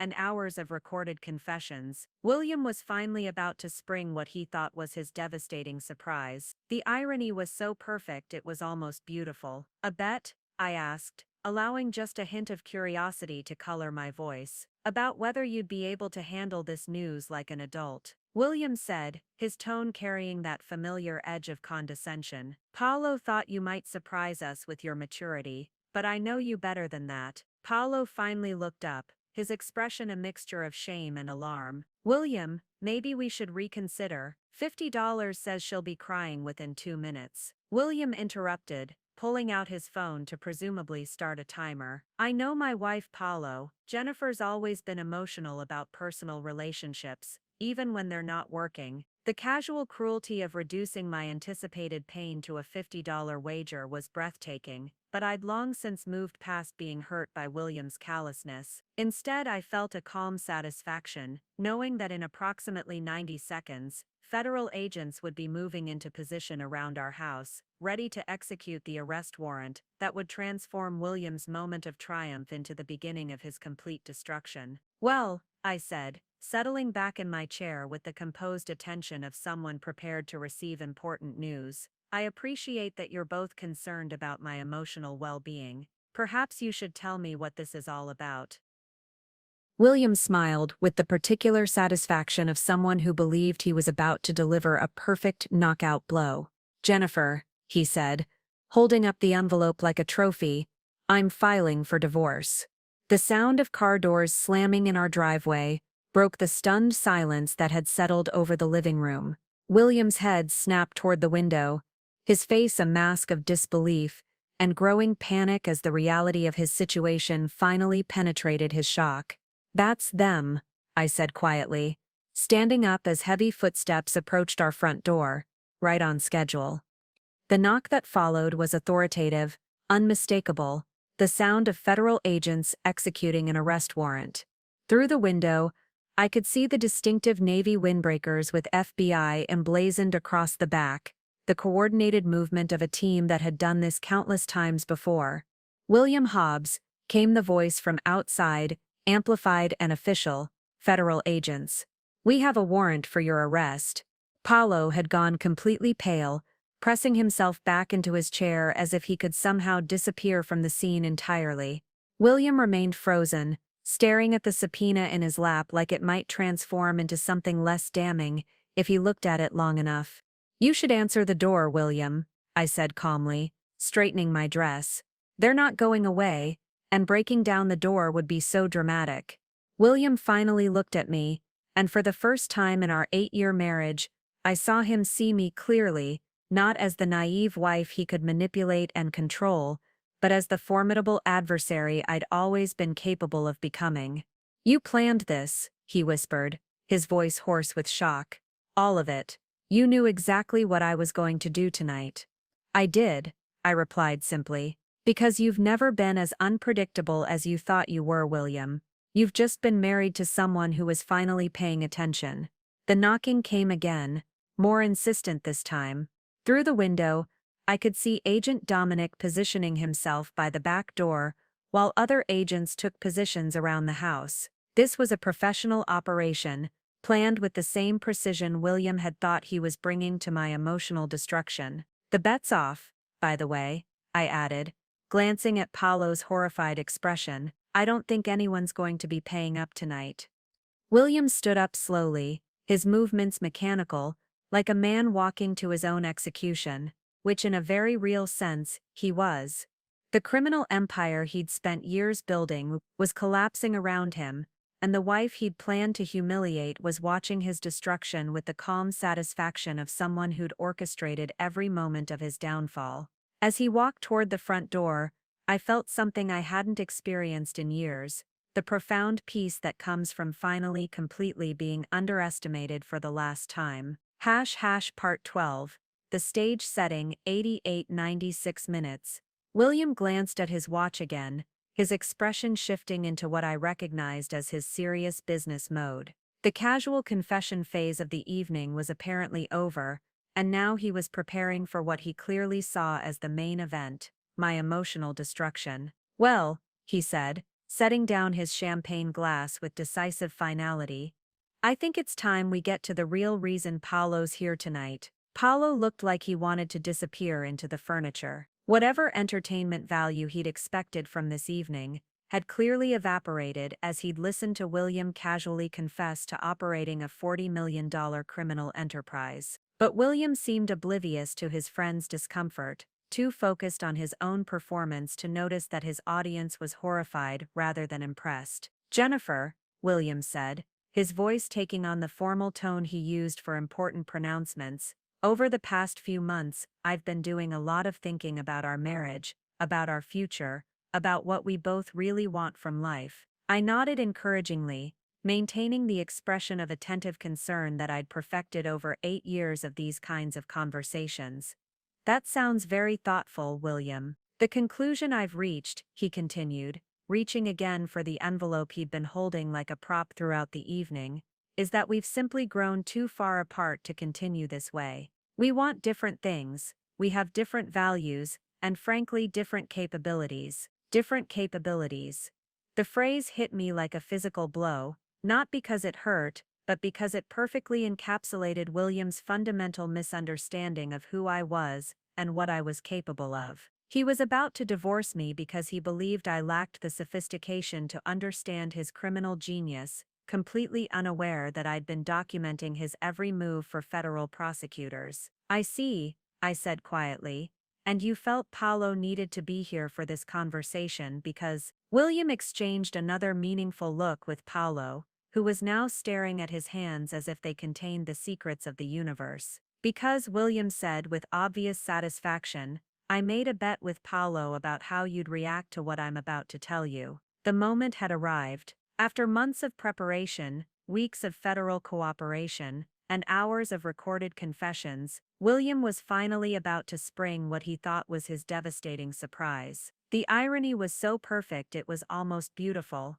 A bet? I asked, allowing just a hint of curiosity to color my voice. About whether you'd be able to handle this news like an adult, William said, his tone carrying that familiar edge of condescension. Paolo thought you might surprise us with your maturity, but I know you better than that. Paolo finally looked up, his expression a mixture of shame and alarm. William, maybe we should reconsider. $50 says she'll be crying within 2 minutes, William interrupted, pulling out his phone to presumably start a timer. I know my wife, Paolo. Jennifer's always been emotional about personal relationships, even when they're not working.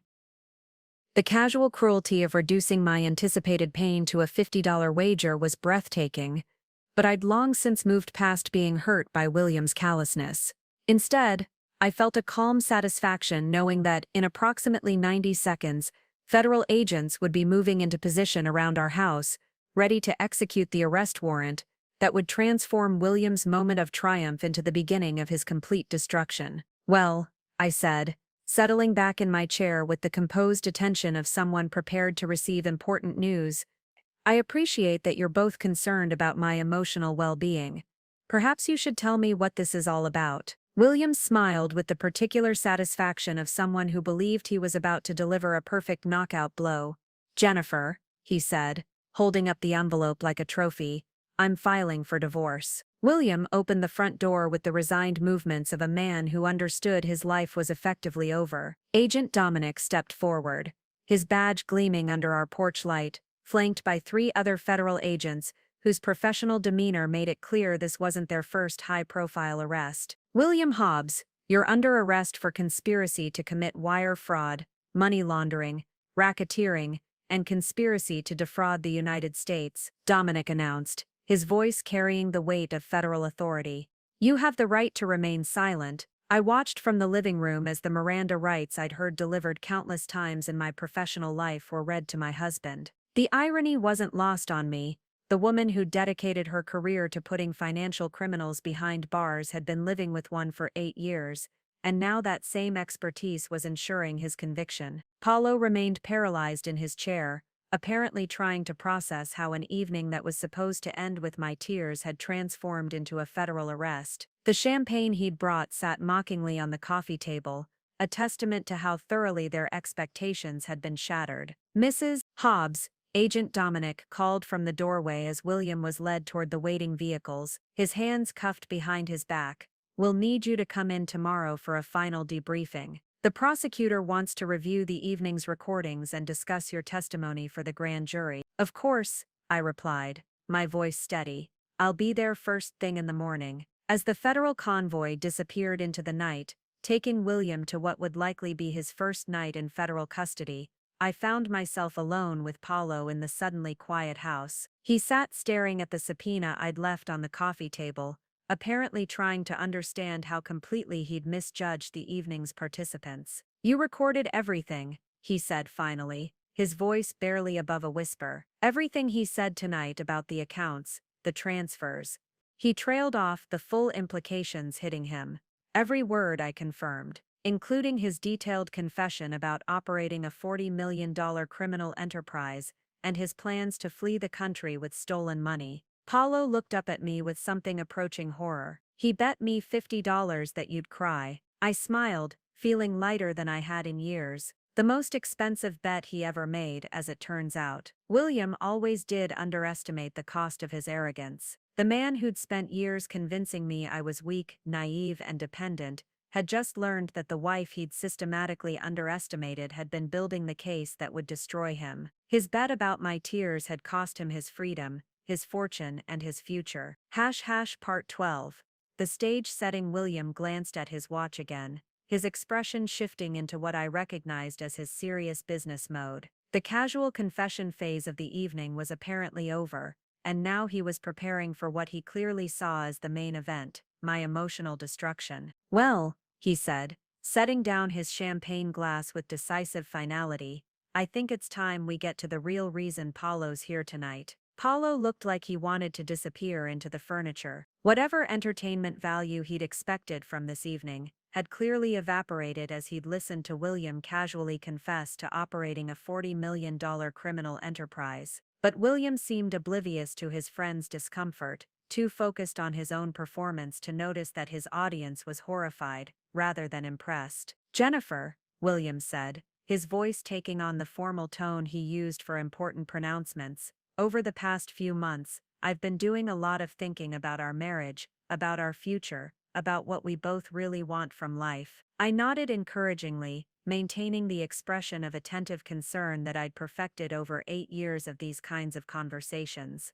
"That sounds very thoughtful, William. The conclusion I've reached," he continued, reaching again for the envelope he'd been holding like a prop throughout the evening, "is that we've simply grown too far apart to continue this way. We want different things, we have different values, and frankly different capabilities." Different capabilities. The phrase hit me like a physical blow, not because it hurt, but because it perfectly encapsulated William's fundamental misunderstanding of who I was and what I was capable of. He was about to divorce me because he believed I lacked the sophistication to understand his criminal genius, completely unaware that I'd been documenting his every move for federal prosecutors. "I see," I said quietly. "And you felt Paolo needed to be here for this conversation because..." William exchanged another meaningful look with Paolo, who was now staring at his hands as if they contained the secrets of the universe. "Because," William said with obvious satisfaction, "I made a bet with Paolo about how you'd react to what I'm about to tell you." The moment had arrived. After months of preparation,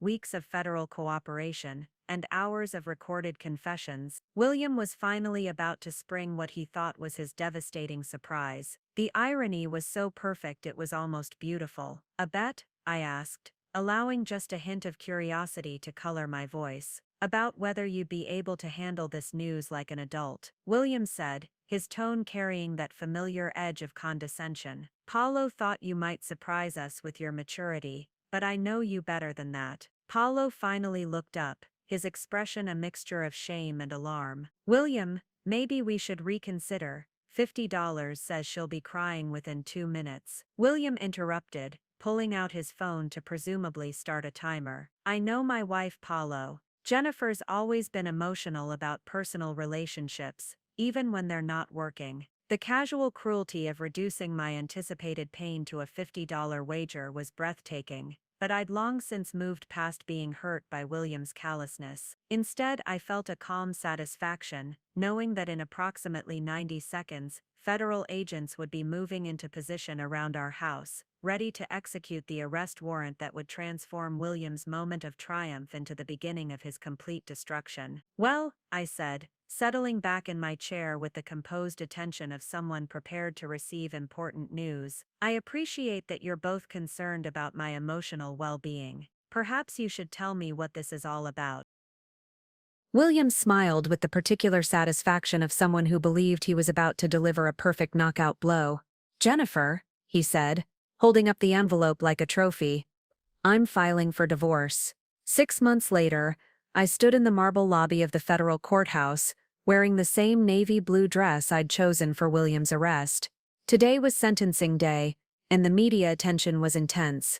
The financial crimes prosecutor, whose husband had run a $40 million fraud scheme while living under her roof, made for compelling headlines. Kendra emerged from the courtroom with the satisfied expression of a prosecutor who'd just secured a major conviction. 23 years, she announced quietly. No possibility of parole for the first 15. The judge called it one of the most sophisticated financial fraud schemes he'd ever seen. 23 years, William would be in his 70s when he was released, if he lived that long. The man who'd planned to flee to a country with flexible banking regulations would instead spend the next 2 decades in federal prison, his criminal empire dismantled, and his stolen assets distributed back to his victims. "How are you feeling?" Alexa asked, joining us in the hallway. She'd been instrumental in tracing William's money laundering network, and her testimony had helped prosecutors recover nearly $35 million of the $40 million he'd stolen. "Free," I said simply, and meant it completely. For the first time in 8 years, completely free. The divorce had been finalized 3 months earlier. William's attempts to claim spousal privilege and challenge my cooperation with federal investigators had failed spectacularly when his own recorded confessions were played in court. The judge had been particularly unimpressed with his efforts to blame me for failing to detect his crimes while simultaneously arguing that I'd deliberately helped him commit them. I'd kept the house, my career, and my sense of self-worth. William had lost everything except his arrogance, though even that had been significantly diminished by the reality of federal prison. "Any regrets?" Kendra asked as we walked toward the courthouse steps. I thought about the question seriously. Regrets about the marriage itself? No. I'd learned valuable lessons about trust, manipulation, and the importance of maintaining my own identity within a relationship. Regrets about the investigation and William's arrest? Absolutely not. He'd made his choices, and I'd simply ensured he faced the consequences. "What per sofa? Only one," I said finally. I regret that it took me so long to realize who I was dealing with, but I'm grateful I figured it out before he could destroy more lives. As we emerged into the afternoon sunlight, I felt the weight of the last year lifting from my shoulders. The woman who'd been slowly diminished over 8 years of marriage was gone, replaced by someone who understood exactly how powerful she'd always been. William had bet that I would break under pressure. Instead, I'd discovered that I was unbreakable. The man who'd underestimated me had paid the ultimate price for his arrogance, and I was finally free to build the life I'd always deserved. One where my strength was celebrated rather than hidden, where my expertise was valued rather than diminished, and where I never again had to apologize for being exactly as formidable as I'd always been. Up next, you've got 2 more standout stories right on your screen. If this one hit the mark, you won't want to pass these up. Just click and check them out. And don't forget to subscribe and turn on the notification bell so you don't miss any upload from us.